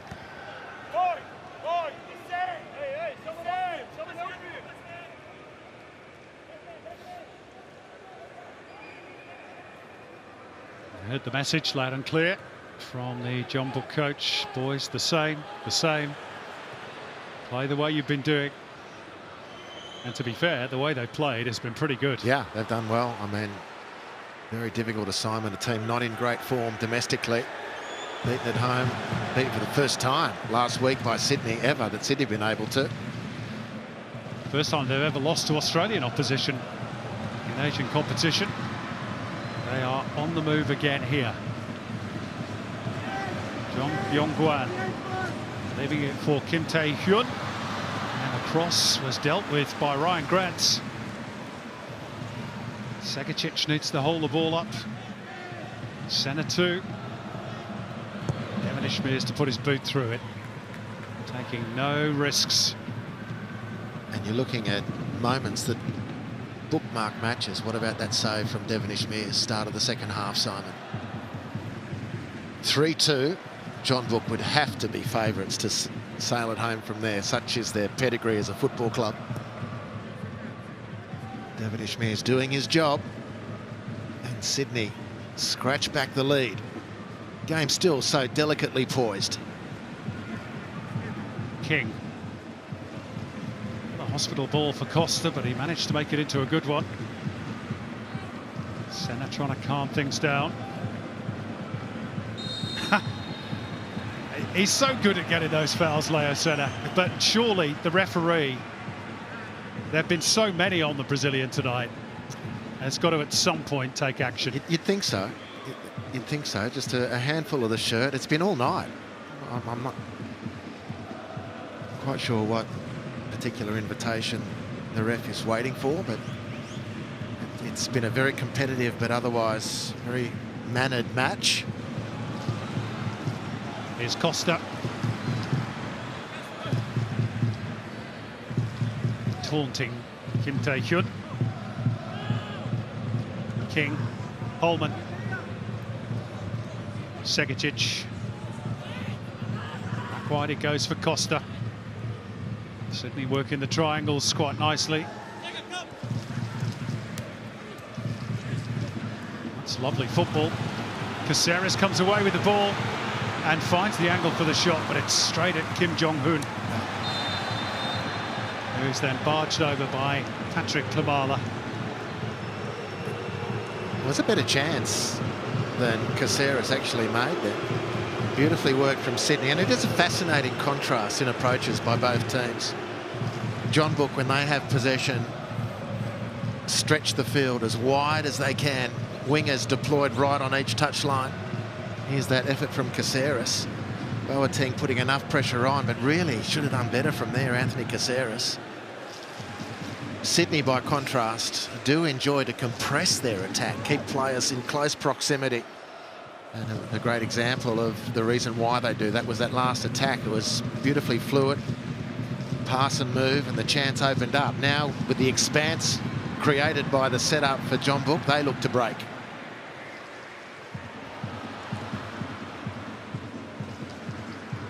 Jeonbuk quickly back on the ball, turned back by Lee Yong-jae. This is Choi Chul-sul on the near touchline. Veteran of many Asian campaigns, Lee Yong-jae. Sweep it out majestically towards that far side, and Kim Tae-hyun cross too flat, steered away by Corey Holman.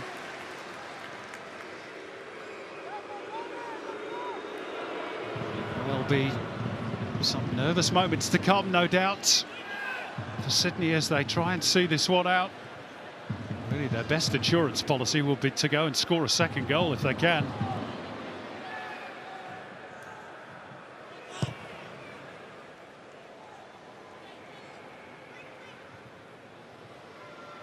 There's Kim Jin-gyu.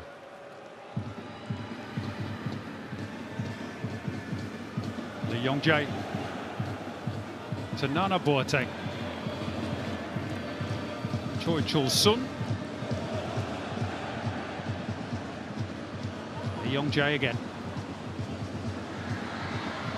And that little threaded ball through for the substitutes. It's there, it's 3-1. But the flag's gone up against An Hyun-bom, which may just come to Sydney FC's rescue. It was a beautifully crafted goal, but the flag popped up immediately against An Hyun-bom.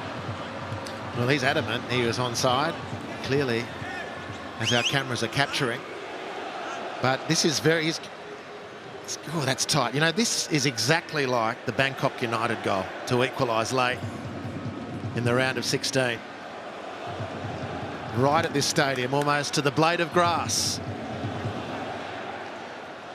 And it was Joel King on that occasion keeping the attack on side, and it might be a similar fate here. Well, they're still going through the checks. Mohamed Taki of Singapore leading the VAR team. I'm with you, Harps. It's a tight one. My gut feeling is that he's just offside, but we don't have the access to the technology that the VAR does.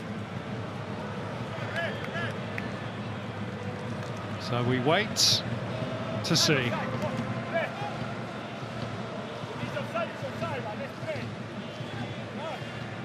Because Poyet was complaining about the length of time it took VAR. He's consistent to make a decision. Just offside.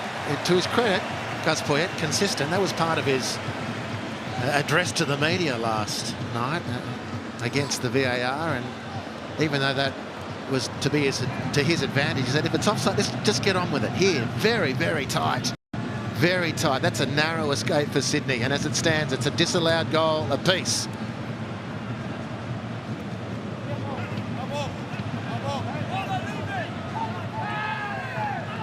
Tale adamant that should be a Sydney FC throw, but he's going to be disappointed. There's all sorts going on in those two technical areas at the moment. Indicative of the high stakes and just the way that this tie is poised at the moment. And it's such a huge opponent for Sydney, Jeonbuk. And they're still in it, Jeonbuk. And there's still plenty of time. Courtney Perkins has tripped way past An Hyun-bom, and the cross deflected behind for a corner off the head of Park Jin-suk. Well, didn't he do well to make that chance? Courtney Perkins, beautiful little nutmeg, but he's got to deliver from here. You've got time, you've got opportunity, your head's up. You've got to find a teammate. He's been very strong tonight, Park, the Jeonbuk skipper.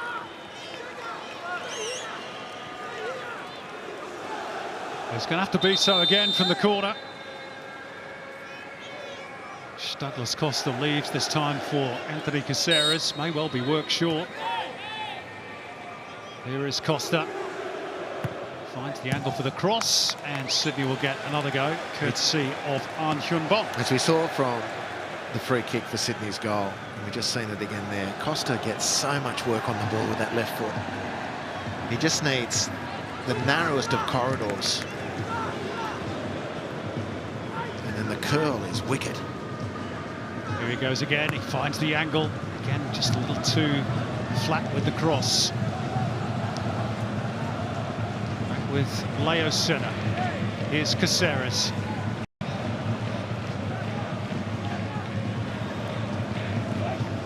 Costa. Oh, that's beautiful footwork from Costa. He had the ball on a string there, Douglas Costa. Courtney Perkins.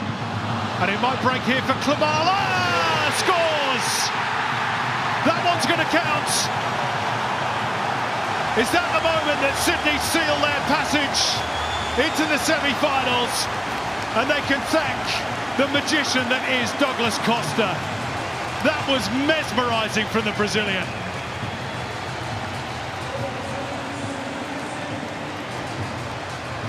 Well, this is what a football team gets when they secure the signature of one of the great players of the generation. And make no mistake, Douglas Costa is in that discussion.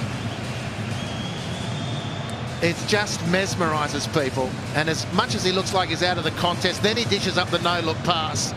And to his enormous credit, Jordan Courtney Perkins, last time he was in that part of the football ground, he hashed his cross. This time with a little bit more settled approach. The ball finds its way to Klimala, who very cannily, once he gets possession, just tees himself up. Beautiful little scoop and the hook finish to give Sydney the equaliser on the night. And they skip one clear, another one clear on aggregate. That's a big moment for Klimala, an even bigger moment for Sydney FC.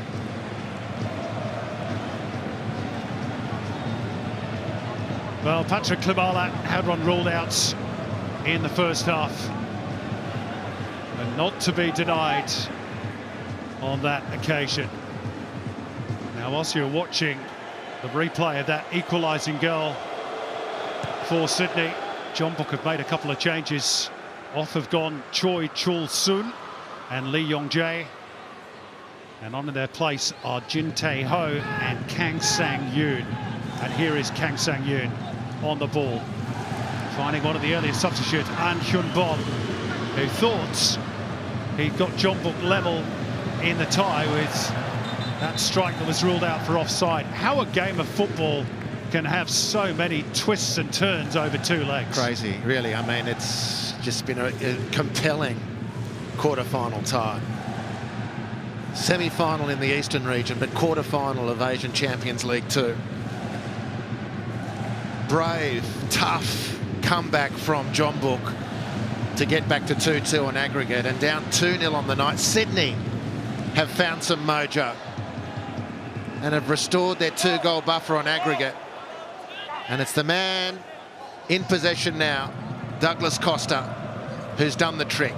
A wicked free kick to give Sydney's first, and he set up that attack for Sydney's second. But Jeonbuk will come again. They are back where they started, though, in terms of tonight. Still needing 2 goals to force extra time.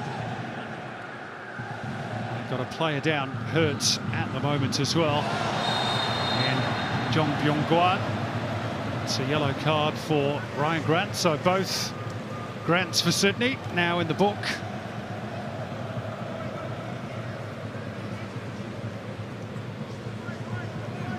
We've got just over a quarter of an hour to go. Jin Tae-ho brought down. Freshly arrived substitute, or one of them. That's the moment that caused a bit of discomfort for Jong Byung-gwan, but he's back up and about now. Ready to go for this free kick if Jeonbuk score it again here. And this tie is back in the balance. What a seesaw battle this has proved to be.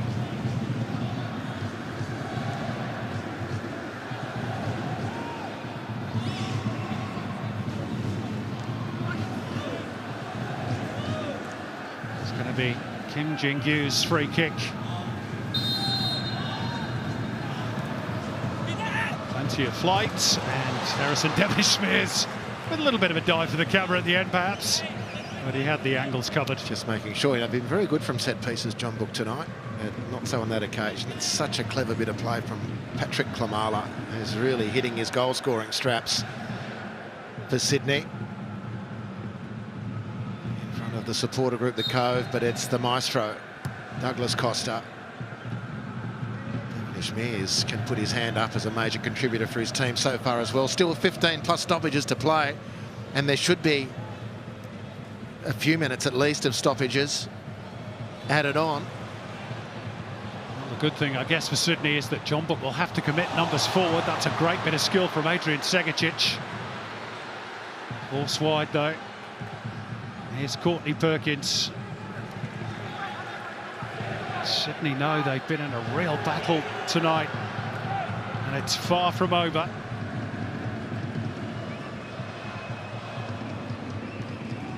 But to acquire a scalp of this magnitude for Sydney would be something else, and that was something else from Costa. He's pulling out all the tricks.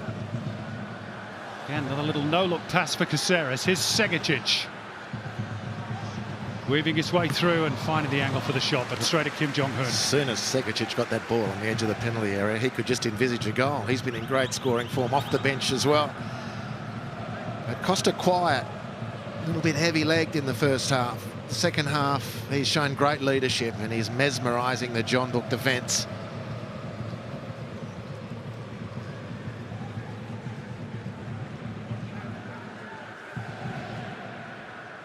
That is why, in A-League terms, and if you do get the right marquee, they really make a difference. There he is again, making a block tackle this time.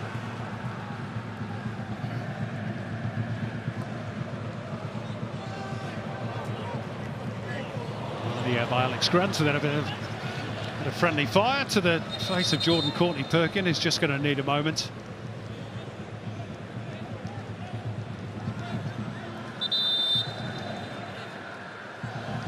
Now Patrick Klamala's gone down as well. Wasn't expecting that one. Courtney Perkins. Well, there's no attention for Kamala. It looks like it's going to be a straight change. Jaden Kucharski to provide some fresh energy, but Patrick Klamala again worked hard. One goal disallowed in the first half. And another excellent finish to square matters up tonight, and perhaps takes me through to a first ever semi-final. Well, such has been his goal scoring this season. Bit of a quiet patch, couple of quiet patches domestically, but really hit his straps.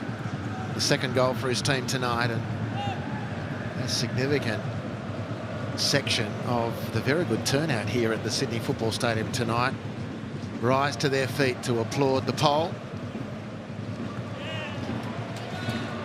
Should be the goalkeepers. Just over 7,000 in attendance. Of course, there was only 2,500 last week in Yongin, Jeonbuk's temporary stadium. Good turn by Segicic. Good ball. I was going to say good ball by Holman, but in the end, just over the head of Courtney Perkins. It's a good idea, but he was off balance. Still, we haven't turned for 80 minutes yet, Simon. There's still more than enough time for Jeonbuk, if they believe. Sydney have managed so far to put the fire blanket on Jeonbuk, and certainly since the second goal, they've barely been able to lay a glove on Sydney, but that can all change very quickly.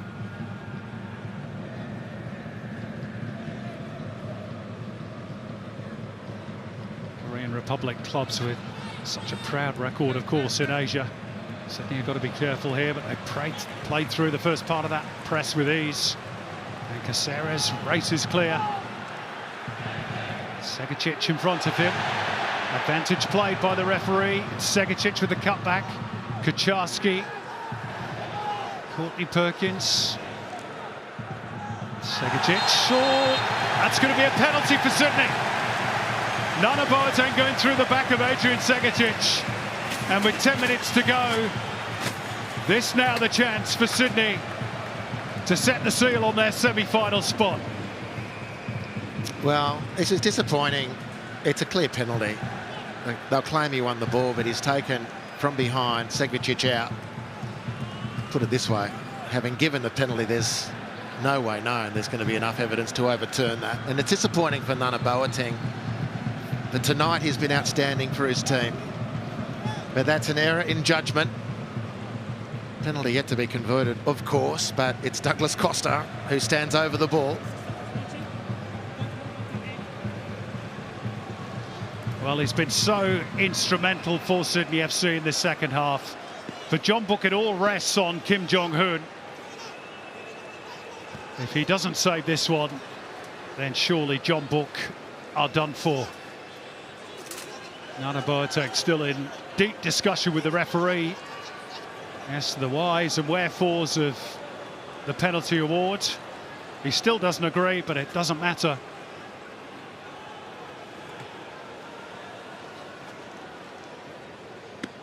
One stroke of the Brazilian's left foot could send Sydney into uncharted territory.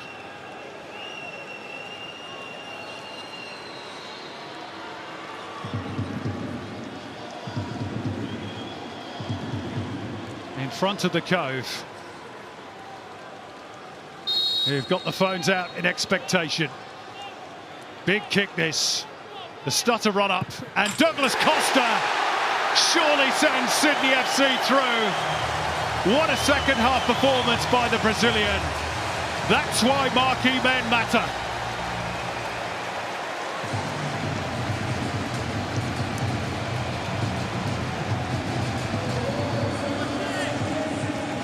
Well, we've now turned to the last 10 minutes. And for the stats, it's another assist for Jordan Courtney Perkins, feeding the ball in for Segicic, who's brought down by Boateng.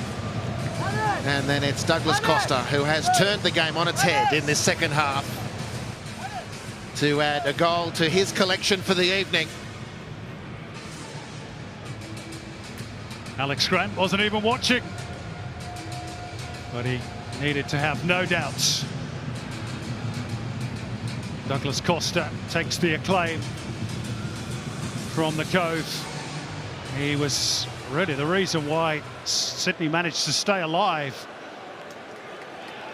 in the last phase against Bangkok United.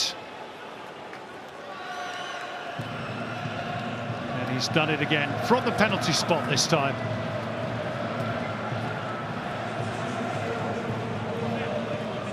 Jeonbuk making two late changes. Kim Young-bin has replaced the captain, Park Jin-sub, and Kwon Chang-hoon is on for Jong Byung-gwan on the right-hand side of the attack. But is it too late now for Jeonbuk? It would appear so, Andy. Well, we've turned for 83 minutes. There will be, I reckon, some decent stoppage time because there've been a couple of long injury delays. The referee has taken up a fair bit of time himself explaining rules to players. Boateng going from distance, trying to atone for his concession of the penalty, but Evan Ishmael's not to be outfoxed on that occasion. And talking about game-turning moments, just to repeat, a minute and a half into the second half, Devon Ishmael's Sydney facing oblivion, I reckon. If they go 3 down, he pulls off an incredible save. And also you can add Ahn Hyun-bom's goal is ruled out for offside as well. That would have made the tie level again. Here's the late substitutes, Kwon Chang-hoon, who gets a corner off Alex Grant. Score now, and it really would be a grand slam finale for Jeonbuk. They're going to have to, if they're going to turn this over, they're running out of time, they're going to have to score off this or the next attack or two. They can't wait. Kwon Chang-hoon's cross into the box, steered clear by Joel King. Kwon not able to deliver what was needed on that occasion, just off the bench, and won the corner but couldn't deliver something of menace. Still trying to thread the passes, Jeonbuk, and there's a little coming together of legs with Park Jae-yong and Joel King, but referee turning away, not remotely interested in awarding a spot kick for Jeonbuk.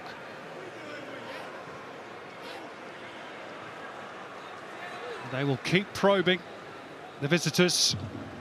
They've played some good stuff at times tonight. Here's Kim Jin-yu, but just got away from him. Leo Sena with some really good defensive work.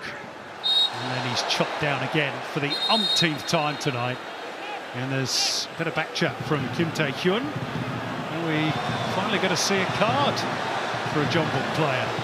Kim Tae-hyun believes that Leo Sena's made a real meal of that.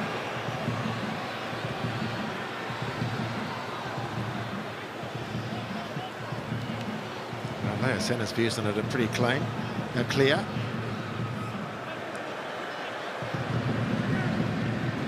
Well, I think it's definitely a foul. I've sort of got a little bit of sympathy with Kim Tae-hyun's claim that too much was made of it, but I'm surprised that the reaction didn't lead to a yellow card. Well, he's been very forbearing, the ref, on those moments. Now, standing ovation for Douglas Costa. And why not? What a performance second half. Yeah, well, just enjoy it while you can. For the locals, Patrick Lamala got a significant standing ovation, but Douglas Costa's bettered him.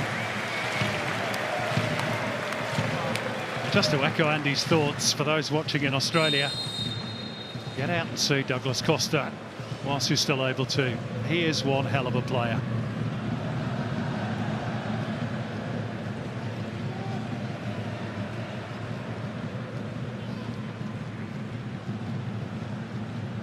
So was he, in fairness. But his team is really up against it now with less than 5 minutes of the regulation 90 to play. And it's been quite the comeback from Sydney FC. 2-0 down, remember, at half-time. And really staring down the barrel of going out in Asia again. No, and flat as attack. Defensively, they were so passive. And that malaise continued into the very early moments of the second half. And that chance that Devonish Mears miraculously saved. But they've found themselves in the second half, Sydney. Jeonbuk thereafter without an answer. And not many in the world of football, Simon, have been able to find the answer to Douglas Costa.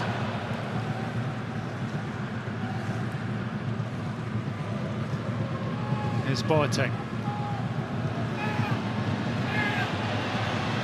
Corey Holman. Try to check the rung of Kang Sang-yoon. This is Kwon Chang-hoon.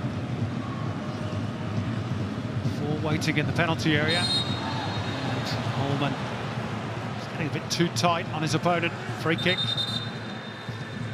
Well, interestingly, the ref was reaching for his pocket as Corey Holman had a handful of shirt in the first breakaway. And I thought he'd have missed the yellow card now once the advantage had broken down. And indeed, it was the same player who committed the foul. But he's had a real reticence to reach for the pocket, the referee.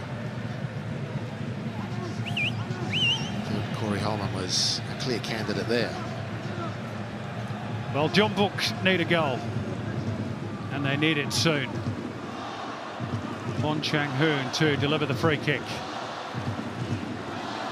They've got plenty of bodies in attack, and their fans away behind that goal to our right. It's a nice idea, wasn't it? Kim Jin-gyu just fouling Corey Holman in the process of trying to make that space for himself.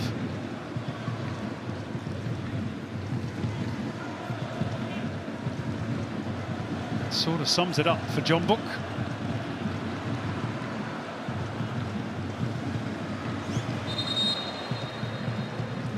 Gwangju will be the only representative from the Korean Republic left if it remains this way. They've had a team in the semi-finals of Asian competition in every season since 2019, the Korean Republic.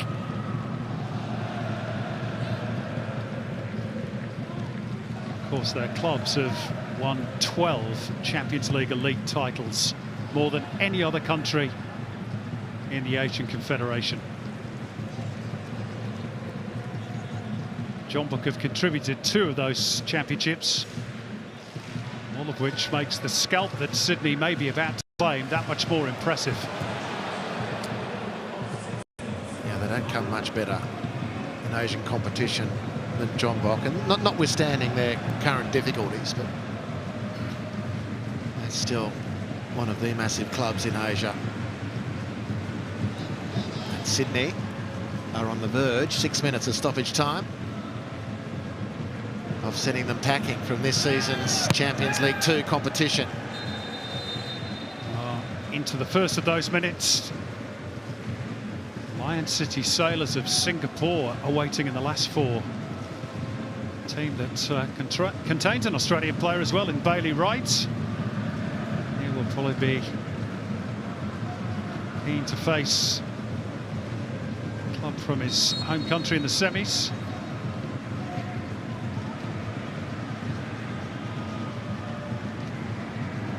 Kucharski getting a whack to the back of the head.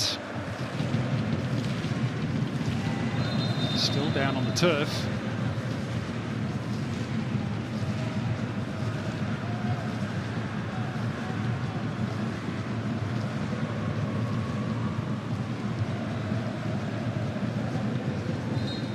Seemed to be an awful lot in it.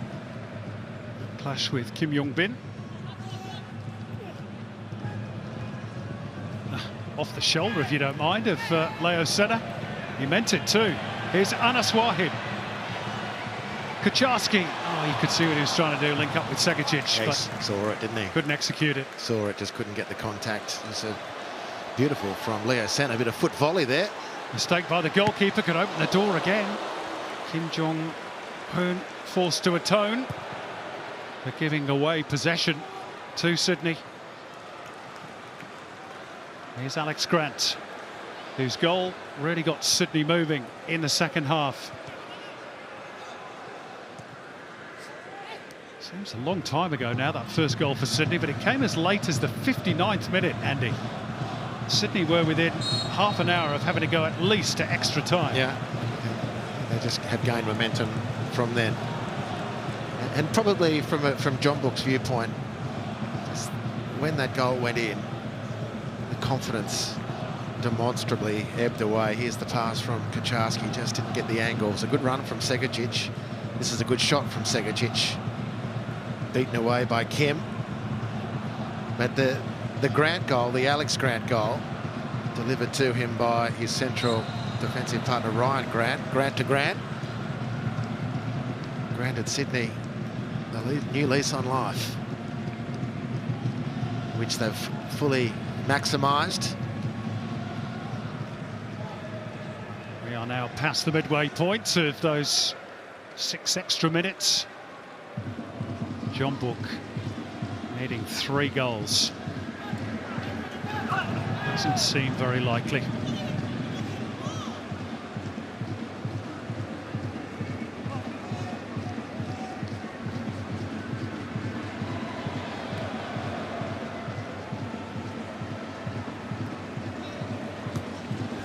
It's going to be a Sydney FC throw. What will this result mean to Sydney FC as a club, Andy? They were set up back in 2005 with nights like these very much in mind. They've had to wait an awful long time to get to a semi-final. Yeah, well, since the club was created, as the A-League was constructed, it was Sydney's aim to be the biggest and the best in Asia. Of course, a claim like that does confront serious headwinds when you're up against some of these clubs in Asia. It's taken them 20 years to get to this point. It doesn't mean the dream to reach that title and that status is null and void, but it's indicative of the strength and the growing strength of football in Asia. 2 of the big sharks in there, part of the draw, are about to disappear. Jeonbuk here tonight, and Sanfrecce Hiroshima already gone, who of course finished on top of Sydney in the group stage. Another foul on Leo Senna. That must be double figures. But the revamped, and I think the corrective surgery the AFC has done on the Champions League formats, I think is excellent. It's working really well. The Central Coast Mariners' success in the AFC Cup last year has, I think, given new impetus to clubs in the A-League in particular. And Sydney, having won the Australia Cup, qualifying for ACL2, then did some serious recruiting. This is a big tournament for Sydney. And with the greatest respect to the Lion City Sailors, they probably would have been expected to face Sanfrecce Hiroshima. They can probably now see a path through to the final, but anyway, that's to come in a few weeks' time. For now, they are almost there.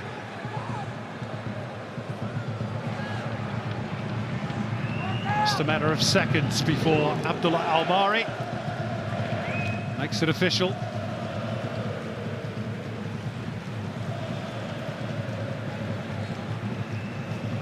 Leo Seta certainly played his parts tonight. And that is that.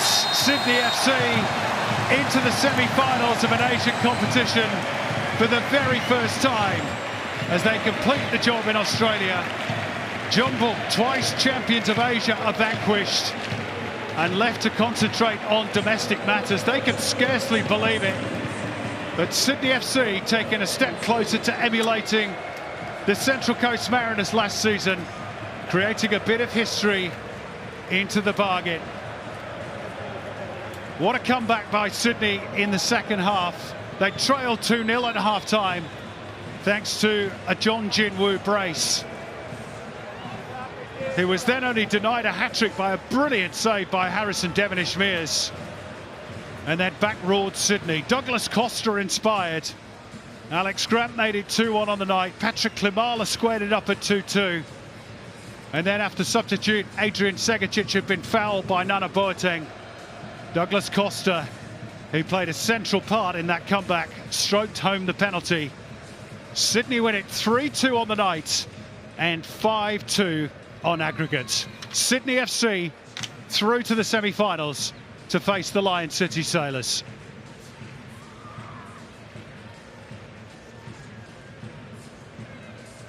And that completes a home and away victory for Sydney FC. Jeonbuk left to ponder what might have been, but this is a huge scalp, a big night in the history of Sydney FC. Hope you enjoyed our coverage. See you next time for more AFC Champions League 2 action.